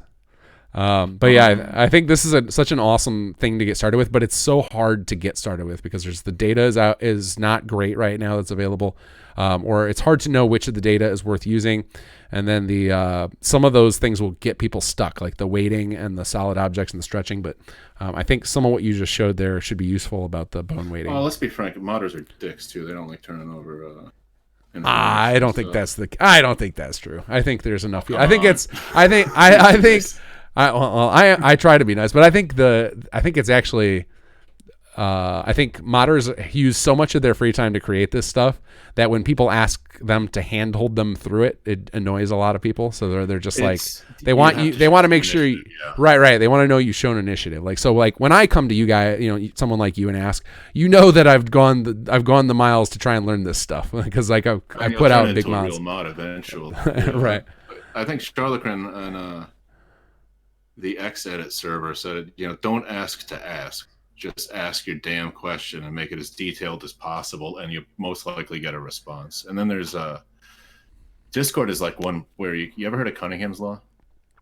No, it's not coming to the top of my head, but maybe I'll know the concept. It says on the internet the best way to get the right answer is not to ask the question; it's to pose the wrong answer. And someone will come along and go, "But actually," so you have to know how to. Nice. And I find Discord is one place that holds true, and there's some people who just can't help but correct you. Oh, I'm one of those people. When I see people put up misinformation in our Discord server, I'm like, because I tend to read. I love read. We have a bunch of modder help channels, and I love reading those just to see like if there's any nuggets I didn't know, or like to see what people are interested in. And if somebody puts out wrong information, I'm like, all right, I gotta correct that, because I don't want. I hate that there's so much misinformation that gets spread around the mod community too. About like there's a lot of stuff people still talk about from like Skyrim days that they like then are worried about in Fallout 4, but it's no longer applicable. Like there's a lot of there's a lot of people who are old school modders will be like, don't ever use globals, they're super dangerous, and it's like that's not really the case anymore. Like the amount of memory we have makes that not super relevant. Like the computers have gone way beyond the earlier days of gaming. The game uses a lot of the globals, I noticed. Yeah, you can get, and sometimes they're the right tool for the job. So like, obviously you don't need to use them all the time, but there's stuff like that gets passed around the modding community of like, don't do this. But it's like, yeah, you've been repeating that since Morrowind. Like, it's no longer true. So I like to kind of nip that stuff in the bud when I find things that are bad information that's getting passed around. Well, I mean, a lot of the game is the game engine is deprecated, so why not the advice too? Right. All right, Monkey. It has been awesome having you. Thank you once again. If you guys haven't checked out Monkey's Mods, you need to do so. What's the name? What is the name? I keep getting the name wrong. It's Diamond City Bleacher Story? What was the name of the? It's a Diamond City Story. A Diamond City Story. Thank you. There we go. That's now you viewers can see the Slocum show in right field coming up. It's the district is called the Bleachers, and if you look out in the Diamond Stadium, and if you go walk along the east side of Diamond City on the outside, though, on the fens, and you look up on the stadium wall, there's a lot of unused space. Yeah. That Bethesda never used, and I'm trying to fill that in. And you can see that's that picture right there. You see the ceiling in there. So that's right there is under the bleachers. That's right field. Oh, cool. Nobody's seen that yet. Now, is this stuff is this screenshot in there right now, or is this future content? This is future content. Got it. Very cool. That is in the green zone. There's actually going to be family members in there. I plan on having a couple of kids and even a clone of Baby Sean called Baby something else. But part of the quest will be to earn their trust and get access to the green zone. Oh, cool. But it's insane amount of custom assets already. Yeah, I can see a lot of custom in this picture. Custom assets. I'll go off freaking tired of a quest. So what am I going to do? I'll make some role playing dice today. Or before we even got started, I was telling you right now I'm making a blood bug in Ambridge, a la Jurassic Park. Yeah. I don't know how that occurred to me. Oh, that'll look cool. The thing you described, I immediately thought of the lightning bug in the bottle in Skyrim, of like that you'll have kind of that look going on, except it'll be in a liquid. Oh, now you just gave me an idea. Awesome, man. Well, before you leave, if anybody out there watching in chat, if you guys have any questions for Monkey or myself, toss them out there, because we're gonna wrap up in just a few minutes here. But yeah, your stuff, I've only poked my head into Bleacher because if I load it with my full playthrough, it causes problems, and I'm gonna play through it on a character. But I figure by the time that hurt my feelings. I have so many. That is the problem. My method for this character and resulted in chaos, and it's gonna happen again with my next character. But I've taken to like just letting the audience decide my mod list by suggesting mods, and so. It gets to a point where eventually players through right field real quick. Okay, cool. It gets to a point eventually where I'm like, all right, well, now I can't have both of these mods together, and I don't want to blow up this character intentionally. Like I'm fine if a character blows up, like just because I was experimenting or like overdid it in a settlement, but I hate to have it happen because I decided just to install two mods that are strictly incompatible. Yeah, I don't know what could be. You said it crashes the main field of Diamonds. Yeah, it crashes outside of crashes outside of Diamond City. If I teleport outside of Diamond City. Yeah, if I go right into Diamond City, it's fine. But again, like I said, I have 250 some mods, so I have it could be any of them. It could be just a load order issue, but it's like I only have 2 or 3 hours a week to play. So taking that's a lot. I hardly play that much at all myself. Well, I force myself to for the to make sure I remember what I'm adding to the game. You know what I mean? Like it's easy to lose sight of the actual gameplay that you're adding stuff to, and so oh cool. Yeah. I saw I saw the little amber thing with the bug in it. This is a character called Sister Luna. She used to be in the Children of Adam. Cool. And then she got pregnant and she fled the island to and okay, a bunch of questions are coming through now. My chat is super delayed, guys, because it runs through Restream. Let's see here. Is there a missing system in CK which you would like to have? UI stuff. I would love if they would make the UI dynamic and able to work and have us all be able to plug in. Right now we have to rely on HUD framework, which is super slow unless you run through F4SE. The UI stuff was something I missed horribly. Next question. Would it be a good idea to try making a faction pack with quests now or wait until Conqueror is finished? I would say now's a great time. So Conqueror, the big feature remaining for Conqueror, most of the stuff we're going to be adding is either quest content for Jammer and company, because we have a big plan for that, because we're trying to expand the options for players to go evil playthrough. There's one big system that we're going to be adding, and that's going to take months. I mean, it's going to be probably, I can't even give you an estimate, 5, 6, 7 months. I don't know, but we call it phase 3. And that's the ability to have the game operate kind of like a civilization game, where the factions are operating independently, attacking each other, taking over settlements, stuff like that. Oh, that would be awesome.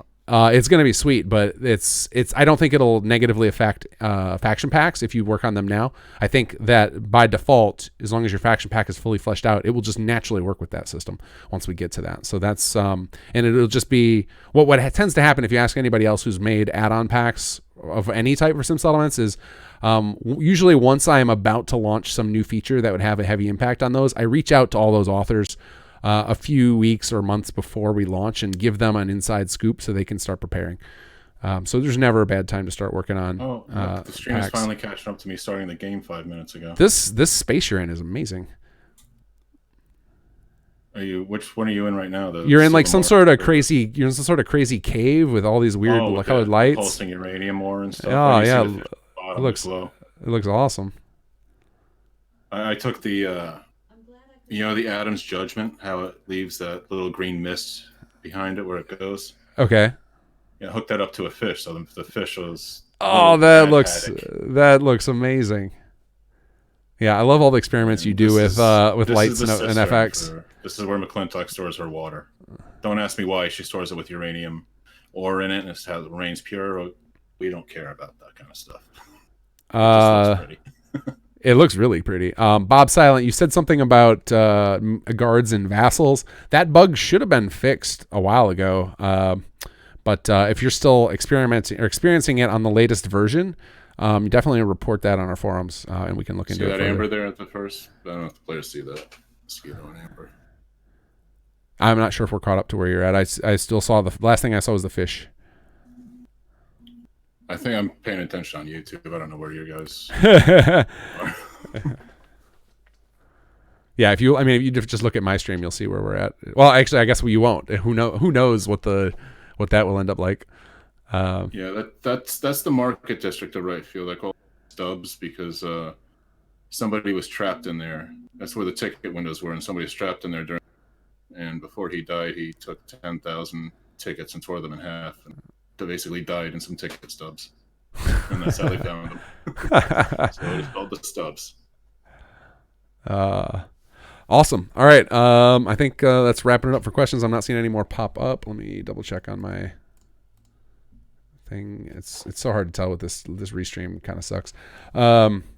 Okay, yeah, you were still rocking the old version. Yeah, definitely update to the latest version. That should fix it. It probably will still be an issue the first time you visit all those vassals. They'll probably be screwed up, but you can get those straightened out. Did my stream just die? Or did yours die, Monkey?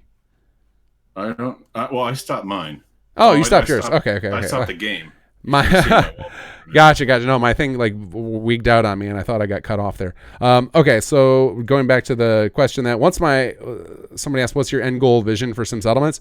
My end goal is still the same I defined at the very first time I released Sim Settlements. If you ever go back and watch my release videos, and that is, I'm trying to make the settlement experience completely seamless with the rest of the game, so it feels like it's something you naturally want to participate in, as opposed to like a throwaway system like it is in the vanilla game, where you can completely ignore settlements outside of the end of the Minutemen quest where you have to build the teleporter. There's literally, you can ignore settlements. They're pointless. They have no impact. My goal is to set up a system in which the settlements are not only required for you to get through your playthrough, but you want to be a part. You want to be involved with them. And that's why we introduce a lot of the systems we do. So not everybody wants to build, and that's fine. That's why we have the city plans, so they can build for you. But it's extended now. So originally, that's how I started with Sim Settlements. I always had a dream of a second mod that was going to be very war related. It was going to be setting up factions to fight each other and have kind of a, like the Skyrim Civil War type thing that never was. Have that in Fallout. And that's what Conqueror has kind of been exploring, and that's why Conqueror is going to get a much longer dev cycle, because to do that is just a massive undertaking. So it's going to take us a couple years to get that done. And then on top of that, we then expanded into quest modding with Conqueror, and the next expansion for SS is also going to have quests, because in order to get that feel like this is actually part of the game, it has to have quests. Like, that's how you teach people. You can't, if you dump all these mechanics on people's lap without an explanation, or if the explanation is, here's a brick wall of text to read, or you have to watch these 10 videos, you just lose people. Like, it's not fun. So the quests allow us to like slowly drip feed you all of this content and features. All right, Monkey. I don't know about you, but I am ready to crash for the night, or at least stop talking. So Yeah, my wife is going to want to know where the hell I am. Right on. All right, thanks, man, for being a part of this. Thanks, everybody, for watching. Thanks for having me, guys. Yeah. All right, guys. Take care, and this will be up on there. So if any of you guys needs to reference, Don't forget to download the bleachers. Go download the bleachers. And if any of you guys needs to reference this stuff for modding things, it'll be up on the channel forever. You can always watch it again. And I'll probably take some of this stuff and try and convert it into proper, shorter tutorials for Bethesda Mod School. All right. Good night, everybody.